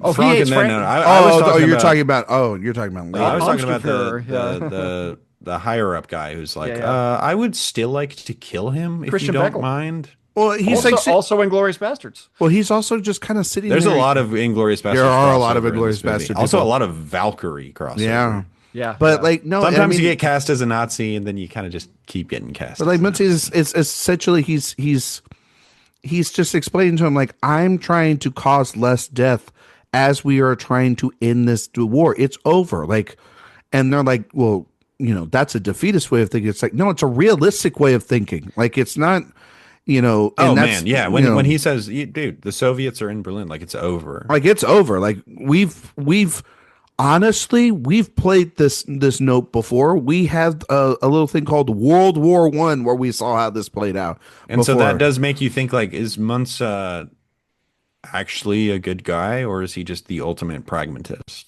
who also thinks this girl is hot? I'm gonna probably say the latter. It's probably somewhere in between. It's in the gray, buddy. That's what it is. Yeah, it's this is a movie about people on the moral spectrum. Yeah, and I mean, you going back to Inglourious Bastards again, you get that line where it's like, "I'm not going to end the war only to find myself in front of a Jewish tribunal," and these people are starting to think in those terms of, "Okay, Germany's not going to win here. What's going to happen when I'm done?" And that's a really fascinating side of things to look at. Like that's Yeah. something that's not explored very often, and I think that's kind of where Verhoeven gets his like juice from. He's like, "I'm going to explore things that you're just not thinking about." Yeah. But also, he was a guy who grew up in was the there. Netherlands during World War II, and His he parents was were like, almost killed in a bombing as raid. a child, I just viewed this as a thing that was happening around me. And so when you look at it as from the objective opinion of this is just these are things that are happening around me, these acts of violence where I have very little context, or at least when you look at it from a child's point of view, it's like I can see these people as people because I don't understand the politics of what is going on. And that's to a certain extent what this film is exploring is what if these people were people. And it does it in a way. I mentioned the Peckinpah movie Cross of Iron earlier. It's like the whole thing about that movie is it's like it dares you to root for these very, very evil people. But Verhoeven is like these people have layers to them. They're like an onion, as Donkey would say, or Shrek would say. Donkey would have said it about the. Oh wait, No, no, you're right. Oh, but Shrek said it. He said ogres are like onions. Onions. Oh, okay. Yeah. I just mostly wanted you to do your Shrek impression. That's right. Yeah. Really why we did that. So Yeah. Really come full circle here. Get out of my swamp. guys, is there anything else you guys want to mention about Black Book before we start wrapping things up here? Good movie, should have probably been an Oscar nominee. I think Jay. it's a masterpiece. Jay, would this have been in the contention, you think, if it was out nowadays? No. No. A Two. woman gets covered with a bucket of poop in it. Well, that doesn't mean it. I mean, I think that would put people off enough to not. Jay, we live in We a haven't different talked about time, how though. off-putting this movie is often. Yeah. It is an aggressively off-putting movie at times. Yeah. And then sometimes it is a very classical, Yeah. honestly classy piece of Yeah. So filmmaking, that's which is why why I think it is that intersection of Hollywood Verhoeven and European but I Verhoeven, think that with like which I provides think a real magic. what Ben's kind of saying there too is like with the broadening of a international votes in the Academy, you No, know, I still don't think it would have been there. I you've got to like broaden this, buddy, and look at this better. Like a movie like this, I'm not saying it would have gotten in, but they would have considered it. It would have been a talking point Oh, there I think for it could have sure. gotten a Best Actress. Yeah. Um, I'm not talking picture. I'm just saying like he's talking in the conversation. I'm just saying it could have been in the conversation for Can sure. I complain about the one thing in this movie that I really really hate? Sure. Uh, One second, Ben. Is oh, you're that good. I think now of like a movie like, and I know horror and American films are different, but I think a movie like going forward about the substance and the way that movie ends, like with blood literally gushing like I've never seen yeah, in a that's film fine. But before. the thing about the substance is it has a very palatable message to it. I know, but this Black Book is is a movie that at the end is about how the Dutch, after the victory of World War II, are abusive and evil. yeah. Right? I think it all just comes down to if Verhoeven would talk about It's it, and I don't think he it's a would. very Yeah. I honestly don't think the substance is a very challenging movie. Yeah. Black Book is a challenging I'm just movie saying about you trying you're to talking about off-putting confront things. the idea I of think that the imagery of that of a warmongers. movie like that is off-putting to some people. So, you know, like Black Book is a very off-putting movie. yeah, no, I'm It's just saying much that more off-putting than the substance. It's much more off-putting than something like Parasite. Black Book is a movie that is trying to make you feel bad. okay. Ben, what was your point? I don't think it would have had much Oscar traction at all, even if it was released today. So the one part of this movie I really don't like is whenever they're trying to get Van Gyn, the guy who was betraying everybody, and they're fighting Ackermans and Ellis is fighting him in the street, and he is eventually killed because he curses, and the one guy has to shoot him 1,000 times because he took the Lord's name in vain. And Very funny. I was like, okay. And it was just like really out of nowhere. That guy somehow survives the war. But I mean, and then I think like the next scene, like Kuiper says it, and he doesn't bat an eye at it. So, but like that's the only thing I'm like, okay, like I get kind of what they were going for there. But Yeah, it's like I can't shoot him, but then now he cursed, I must kill him. Like that's fair. that's really the only part of the movie I was like, okay, like. Luckily, the entire rest of the movie did not have any sort of that. Any That sort was of really silliness that's involved inside of silliness. it. Yeah, Yes. Or the Yes. real kind of that's sort of a RoboCop energy. yeah. Yeah. Yeah. You can really Yeah. tell that he is Starship trying. Troopers. You can really tell he's trying to relearn how to make movies outside of the system like that a little bit. Like Yeah. To a he's certain extent, this is still not a subtle movie. no, it's not a No. no, and But his it other is a films movie weren't subtle, but disguised as kind of austere and traditional in ways that his stuff has not been.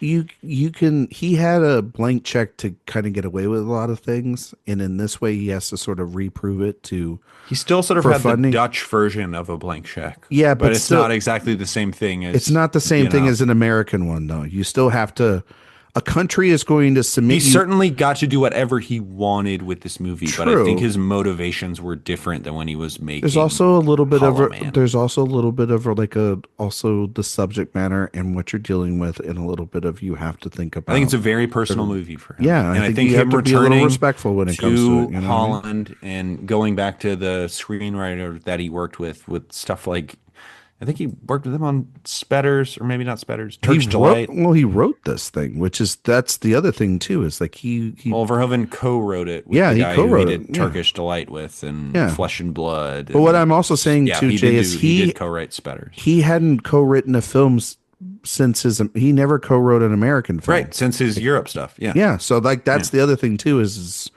it's trying to get back on that This old was a bike. real Yeah. throwback to sort of when I got to make the stuff that I entirely wanted to make. Yeah. And again, I maintain that he remains one of the greatest satirist of American culture of our Absolutely. lifetime for sure. Totally.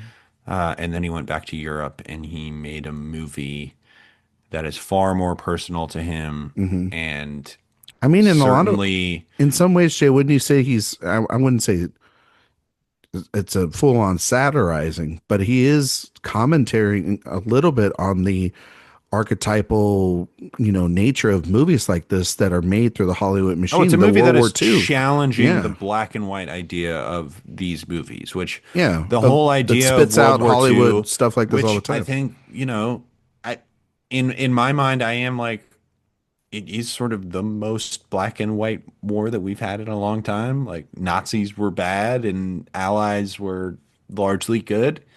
Um, but Verhoeven is just I'll allow challenging that that. take. I'll allow it. Thank you. Verhoeven is challenging that and saying, look, these were still people involved in this world, in this war. And so you can broadly say, yes, the ideologies of this group versus the other was certainly something that you can very much say good and bad, but there were still people involved who were who felt obligated to move in one direction from a practical perspective, even if they disagreed with the ideology. And it's, if you just ask me that in general, I'm like, still not cool that they did that. But Verhoeven is all about just challenging that idea and saying these were still people and people that were in some ways deserving of love and occasionally not deserving of love and capable of certainly the greatest degree of hate imaginable. And he doesn't really address the Holocaust in this movie. This is a movie about the war. No. So that is certainly a different perspective than, this isn't the zone of interest. This is No. They're two Clockwork. different. No, they're two different exercises. Yeah. But equally effective in my opinion. These are essentially employees to a certain extent. They work in And different departments, but they How work much for do the same you company. Yeah. how much do you agree with the company code? Well, You I know? mean, aesthetically, they're working in two different ballparks. But again, I think they're speaking to a lot of the. I think that there's a little bit of conversation too in that film about sort of the gray area of us watching that story unfold as well too, and there's Well, complexities in some of those definitely questions. this idea of him being obsessed with stamps. It's like, oh, well, he's just kind of as boring and lives a life as mundane as anybody else. But Yeah. also he's responsible for killing hundreds of Jews. Yeah, I mean, like there's just like But it's he interesting. doesn't feel awesome about it. It's yeah, he's not feeling super good about it. You know what I mean? Yeah. So Jay, It's a crazy movie. before And we get, especially in the year 2025 with the bookends of the movie. I mean, I'm telling you, we could talk about that for 2 more Hours. hours if you want. But, Jay. I don't want to. okay, good. I'm not Okay. because I'm trying to All ask right. you a fucking question. Yeah. Jeez, Before- will you shut up already? Yeah, I know. Let me talk. Let them all talk before we Good get out of movie. here. Before we get out of here, we are going to test your award season knowledge based on the film we just reviewed, Black Book. It's segment we call "It's an Honor to Get Nominated." Now, Jay, do you know which year this would be eligible for?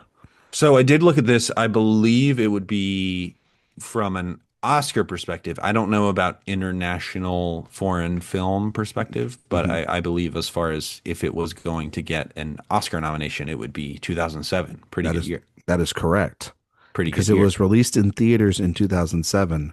Yeah. I mean, I do believe for its Did a festival for run the year before. exactly. So I do believe technically, like if it was released in its country in a deadline, it could have been eligible for international feature in the '07 Oscars, which would be the films of '06.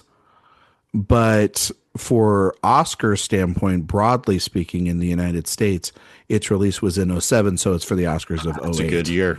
Yeah. and it gets to Kind of be like, I think this is a masterpiece, but we get to how many Oscars would I give it? we give it up there. That's the No Country for Old Men year. That's There Will Be Blood. That's Atonement. Juno and Michael Clayton are your Best Picture nominees. I mean, this movie's better than Juno. Well, I'm not going to argue that. That's the correct, and that's a Give it a correct best answer. pick then. Well, I mean, but that's tough because But it wasn't nominated for an Oscar. I know that. no, it was not, Jay. That's correct. But I mean, it's better than Atonement, Agreed. but I don't think it's better than the other three.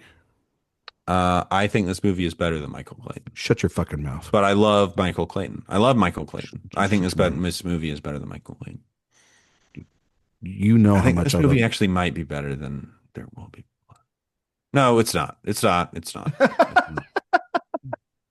Sorry.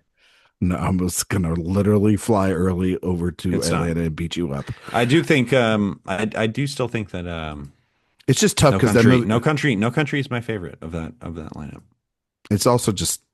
I mean, it's such a stacked year. I mean, like I love No Country. there's like this movie called Zodiac. Oh That God, came that's Yeah. the one about the Zodiac. Correct. Okay. We talked about a film that I love and I would consider high up here as well, which is I'm Not There, Todd Haynes. We talked about that. Yeah, Todd this Haynes movie series. got a rat. Yeah, it's called Ratatouille. Yeah, There's this oh man, there's a ton of films from this year. I mean, right? just an incredibly important. I was 15 turning 16. I think you might have been 14 turning 15 that year. Thank you for aging me, sir. But you're correct. It's incredibly important. There's movie. I feel very old. Ben, where were you? How old were you that year? I was 21. Oh Jesus! So you were sweet You tasting. were I blackout drunk at the bar then. I ride for Sunshine. So Sunshine. That's your film from 2007. Okay. Sunshine, and like the- the quarterback from Remember the Titans. Sunshine. I'm not sure that also- his biopic came out this year. also Assassination of Jesse James. Love Robert Assassination to Jesse James. I love Love Once. I love Once too. Once is a masterpiece. Also Away from Her. Oh, Away from Her's good. Sarah Polley. Yeah, Lars and the Real Girl. That's a good year. That's a good movie. Jay, you like Lars and the Real Girl? That's a good year. Never seen Lars the Real Girl. Really? I think you would like that No. movie. think Heartbreak it's good. Kid came out that year. No, not the remake. Not the one we talked about during the Elaine May series. You Spider-Man 3 came out that year. Gone Gone Baby Gone. Baby Gone. Like that a good movie? one. There's this movie called The Bourne Ultimatum. Mm. I like that one. Eastern Promises. Eastern Promise. Oh man, Eastern Promises is good. It's good stuff. 310 to Yuma. I like that movie a lot. Before the Devil Knows You're Dead. It's a great movie. Mm. Where Ben? Can Sure. I Hot actually Rod was an incredibly important movie to me in high school. Like Walk just Hard- hugely important. Walk Hard is a masterpiece. It's my hat now. It's totally my hat. Hot Rod. Ben, I have I've to been drinking ask green you tea all goddamn day. about a Letterboxd review that you have for a movie from 2007. It may Oh, be I know exactly what it it may is. be one of the funniest things I've ever read. Okay. And I gotta find it here. Oh, that's perfect. It came up here. I'm gonna read your 2-star review for this movie. Okay. I think you know exactly what this is. Sean Penn spent all those weeks with Terrence Malick and decided he could do the same thing. Does not work at all. He has nothing to say and says nothing in no interesting way. His subject is dubious at best and downright moronic at worst. Way too long, filled to the brim with some version of the same Eddie Vedder song with dumb shit lyrics and unnecessary voiceover. I'm, of course, talking about the 2007 film Into the Wild. I was about to Correct. say, I was like, there That wasn't was- a Malik movie that came out that in was- 2007. That was the last film I had on my list for the Oscar completism of it, and Yeah. maybe I was just pissed, but I watched it and was like, ugh. I was like, I got a headache from rolling my eyes. I got to so tell you, much. I got to tell you this, Ben. I remember loving Into the Wild when it came out, and like, but I was also 14 years old, and I was like thinking, Yeah. and I was like about to go on my own. Like, you're young, you see this movie, it's a coming of age story. You Totally. maybe you're an idiot, maybe you listen to Chris McAllister and his philosophy, but but I have yet to come back to this movie because Sean Penn has not made a good movie as a director since, and it's one of those where you just don't want to touch it because if you, but I will say I still do listen to those Eddie Vedder songs because I do love that soundtrack. So Jay, do you like Into the Wild? Never seen it. Never seen it. Okay, interesting. I mean, because obviously this guy, despite being making nothing but terrible decisions, decides not to sleep with a smoking hot Kristen Stewart because she's 17 or something. Because yeah, that's the line this guy's not going to cross. Because all the other things he does is like totally fine. Do you guys like you like Pearl Jam? Do I like I Pearl Jam? I do I like not. Pearl Jam. I like the tunes of old Fine Pearl with Jam. Pearl Jam. Of course, Yellow Ledbetter. Indeed. Yes. So they're definitely important to me. You know what song I like a lot, which is not Pearl Jam, but Eddie Vedder. Hunger Strike. I think it's a very good song. Yeah. Big Him Temple and of the Chris Dog guy? Cornell. Yeah, I think it's a yeah. very good. I think it's a good song. This was the year of also a Ridley Scott movie that I think is really good, and Jay doesn't like it. Is American Gangster. American Gangster, American The most Mediocre. the most B plus of a movie ever. Sometimes Just sometimes a good like B a plus B. movie hits you though. It's like a B. You know a what I B mean? B plus. Just everybody's at 85%, and I appreciate it, but You know what? nobody's working hard. Yeah, but some people they don't even get to 85%. I You know what I get mean? Like fucking Yeah, so you can be like, oh, that like Atonement. Nobody gets to that. Like Nobody it. even gets to 50. Hot You know what I mean? Fuzz. Atonement's got good stuff in it, man. No, it doesn't. No. Hot Fuzz, man. Oh Hot man, Fuzz is good. That's when Edgar Wright. that's Is the best Edgar? of the three. Can I ask you this? I ask this all the time to people, but I'm excited. I'm excited for Running Man. Running Man. where are we at with Edgar Wright? I think Are he's we made still- one. I think he's made one bad movie. But it's and then like a movie that just like nobody will rewatch Baby Girl because of like half the cast Baby Driver. or Baby Driver. Baby Sorry. Driver's good. You should Nobody's do Baby Girl. rewatching Baby Girl. Yeah. But I think Baby Driver is good.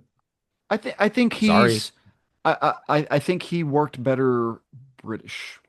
I think Hollywood is not really.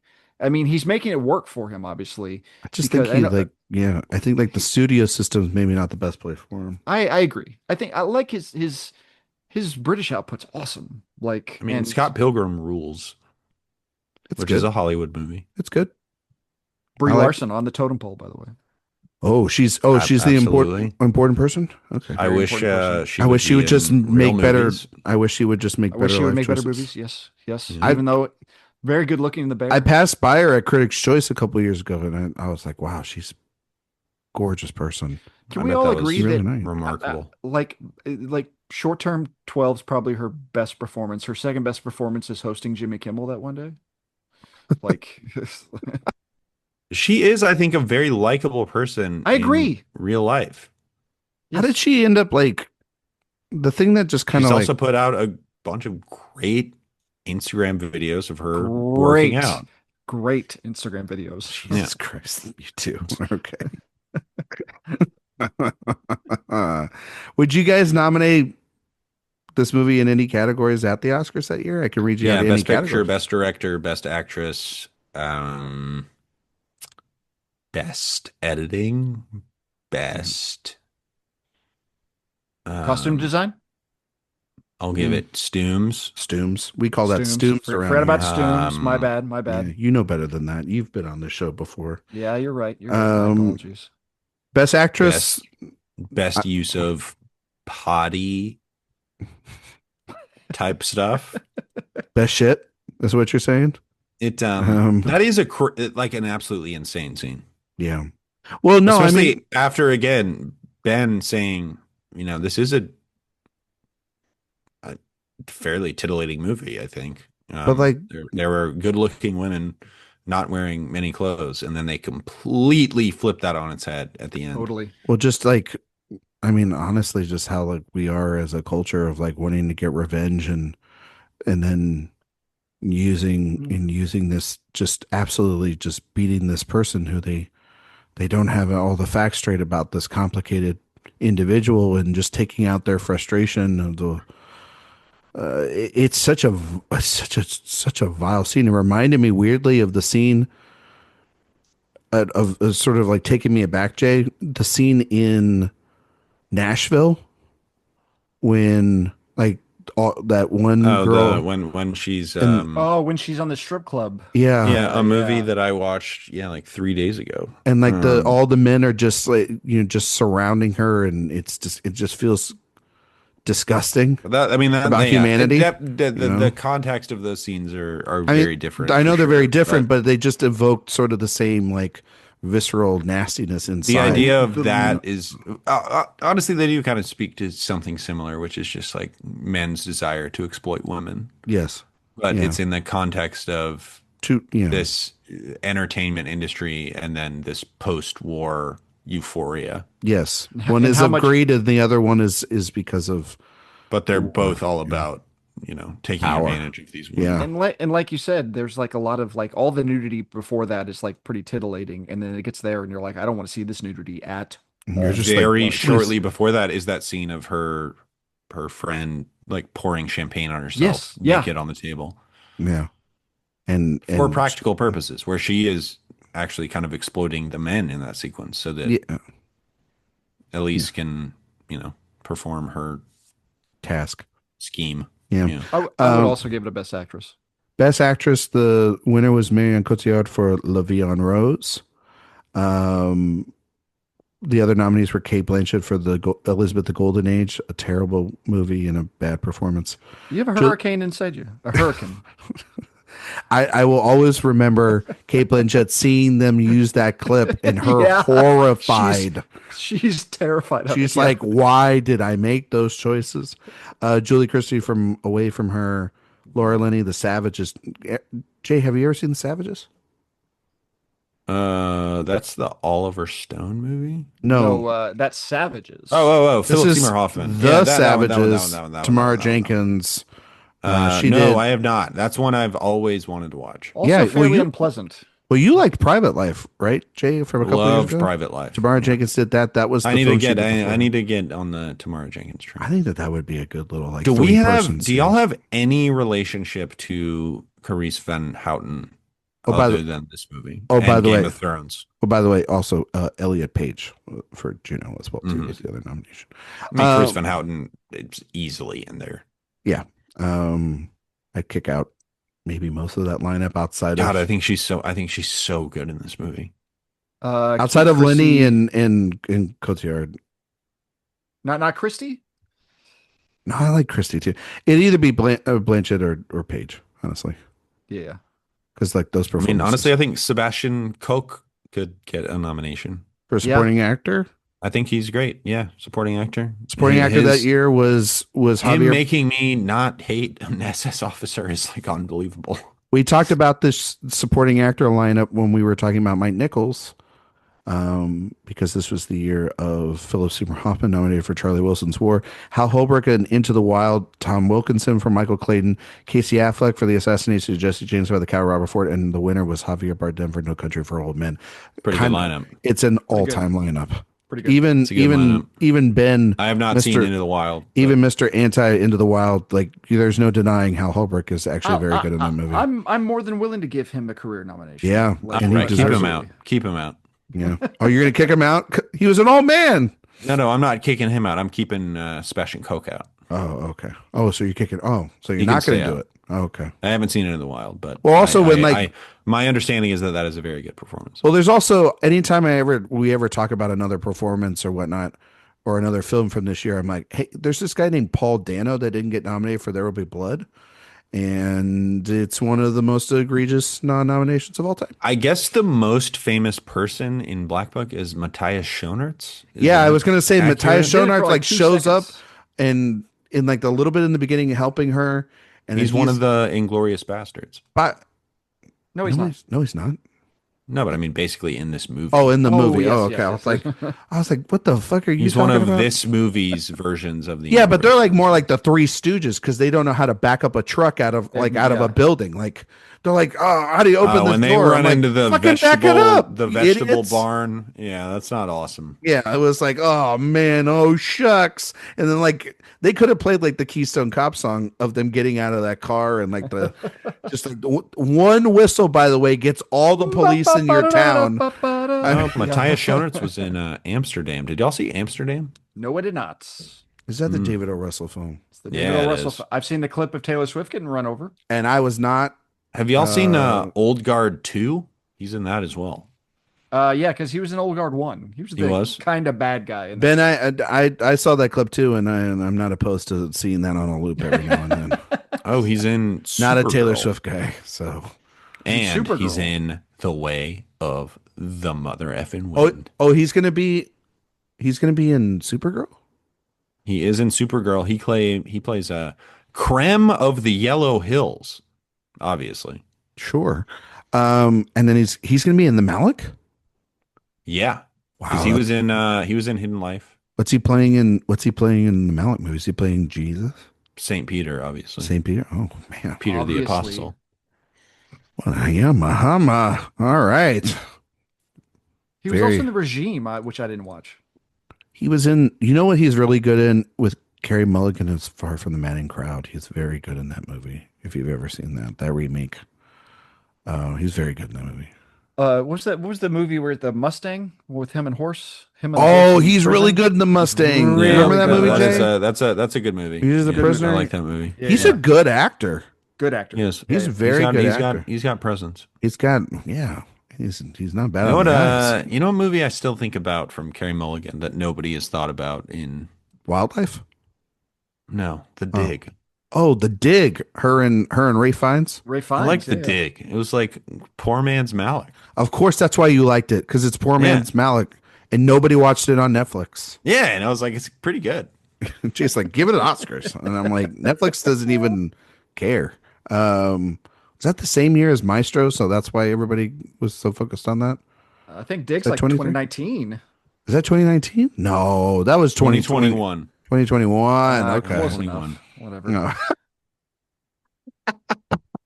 Ben, close enough. Who gives a shit? Anyway, The Dig on Netflix right now.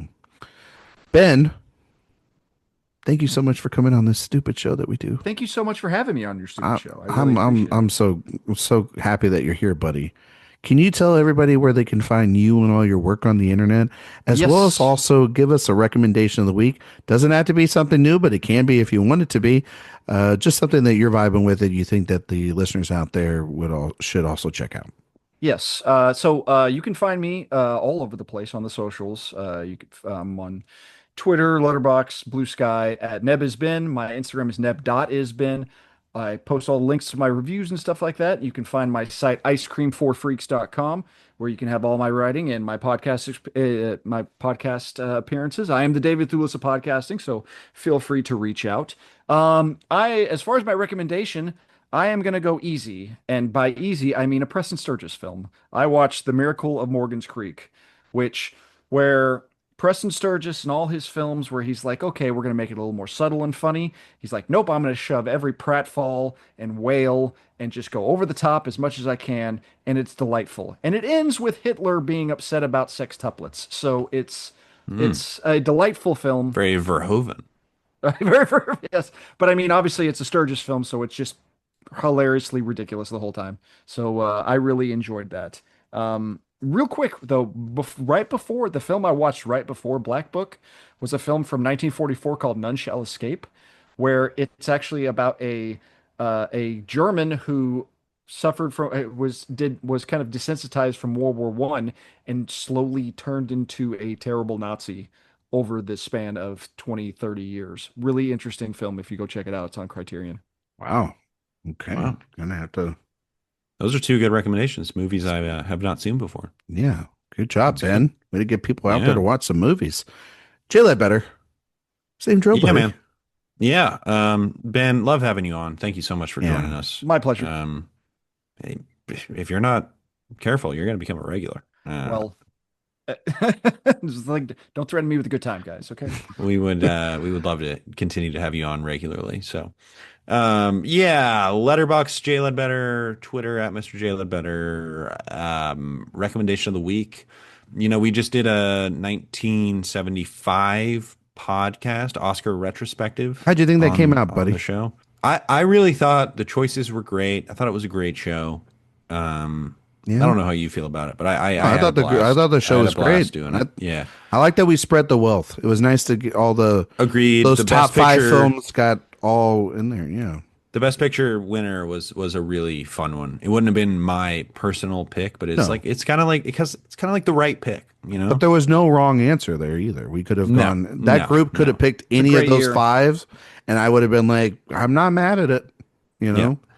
But I'm not going to recommend one of those nominees. I've watched many 1975 movies in the last couple weeks, but I'm gonna go with a movie that I'm guessing many people have not seen, which is The Story of Adele H from Francois Truffaut. Ooh. A great film, period piece that, and I'm not a period piece guy in a lot of ways. Like a period drama, I have More of a comma sometimes guy. a little bit of an aversion to. I'm more of a superhero movie guy. Yeah. But The Story of Adele H is a great film. It's such like a tragic, longing film. Isabella Gianni gives an all-time performance in that movie. She plays the daughter of Victor Hugo in the film. Just go check it out. It's such like a classy, kind of classical piece of work, but never falls into kind of the traps of it never feels like homework, which so many of those period dramas can. So go watch The Story of Adele H. I think it's a good film. All right. Buddy. Very good film. Well, you can find all my work on Twitter. Well, you can find me on Twitter, Instagram, Letterboxd, and I guess my work over there when I'm posting about it. And Blue Sky around McQuade 77. All my work's here at AwardsWatch. While you're on the website, please sign up for the newsletter. It's the best place to get all the news, reviews, interviews, all in one place. And iTunes, Spotify, 5-star reviews. We greatly appreciate it. My recommendation of the week is a little bit of a nostalgic pick, at least for probably Jamie, maybe Ben too. I don't know. I mean, I recommended Air Bud a few weeks ago. So, well, I think this isn't in that vein, but this is definitely in that vein because I went Homeward on Bound. I went on the D plus. You know what I mean? Oh, you I went on Disney Plus. You explored the D. Yes, and you know what's just like a great movie to put on? It's under 80 minutes. Under 80 minutes. What is this? And Dumbo? it is an absolutely perfect masterpiece from our childhood. I don't know. There's some problematic stuff. From I Dumbo. put on The Emperor's New Groove. I would love The Oh, Emperor. yeah. Haven't seen Love it in that a movie. long time, and man, guys, that movie Kills. I know that is a good time movie. period Disney does not want to remember, and this movie kind of The story of the production of that movie is insane. hilarious. is wild. Yeah. It's also like the fact that like that movie didn't make a lot of money, didn't get the Oscar nom, but was the #1 movie for video home Yeah, sales it's that had a year. long tail. Yeah. It's so crazy. And then you watch it, that movie is so goddamn funny, so quotable. Just Eartha Kitt is on another level. she's incredible. Dude, Patrick Kronk, Wahlberg man. is insane Yeah, in that Kronk. movie. Spade and Goodman are great too. It just if you guys haven't seen it, it's under 80 minutes and it's so effective and so funny. There's a joke, there's like 3 jokes a minute. Just go and watch it. It's on Disney Plus. Absolute banger of a movie. Just a movie that we couldn't decide on what we wanted to watch on Disney Plus, and I was just like, oh, fine, I'm gonna put on some, really old school. And me and the missus were just having a blast with it. So Emperor's The New dinner Groove. scene where Kronk is like so committed to making a great meal, even though the whole purpose of the dinner is to. My pastries. And don't forget that Oh, it's Thunderbolts. such an easy recipe. Okay, I say all the time, Cheese me no likey, even though I love cheese in my Oh, right. The poison poison for for Cusco. The Cuscos. poison chosen especially to kill Cusco. Cusco's poison. Jay, that was Also, actually really good, honestly. also Thunderbolt stole the idea of how to escape up a narrow elevator. They stole it from They Emperor's New Groove. totally fucking did. How dare they? That none of them were like, Emperor's New Groove. Like they couldn't throw in one Disney No, they reference. could. Like, Yeah, come on, that's a good one. God, this son of a bit. Those lazy goddamn Marvel people.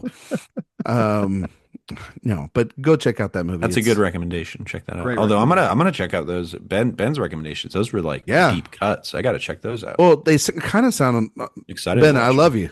That was a little bit rough of like a guy like essentially getting turned into a Nazi. So you might need Emperor's New Groove after watching a movie like that. You know what I'm saying? That one's a little bit of a rough watch. I was gonna say it's a little bit of a rough one. So you're gonna need like Tom Jones singing the theme song to the opening of a movie. Oh, it's so Oh man, yeah. that's Oh, so, no. Again, just we used to live in a society, folks. You know, it's a good movie, Black Book, masterpiece. Yeah, it's God, really I'm good. so glad I got Good to watch movie. that movie. I I'm think glad it too, is buddy. unbelievable. That's gonna be it for this week's show. Next week we will be back. We'll be talking about Elle. We're not done with We're not Verhoeven done yet. We're almost done, but we're We've not got done yet. Late European Verhoeven to Yeah. finish up. And I can tell you this, Elle, not a controversial movie at all. No, Nothing really to talk about the there. one thing wrong with it is that it's too normal. It's Too boring. normal. And then after that, Benedetta, completely Normal. It's just ugh. like people are saying, wow, Verhoeven made a G-rated movie. Crazy. Anyway, we'll be back next week to talk about Elle. Until then, we'll see you all next time.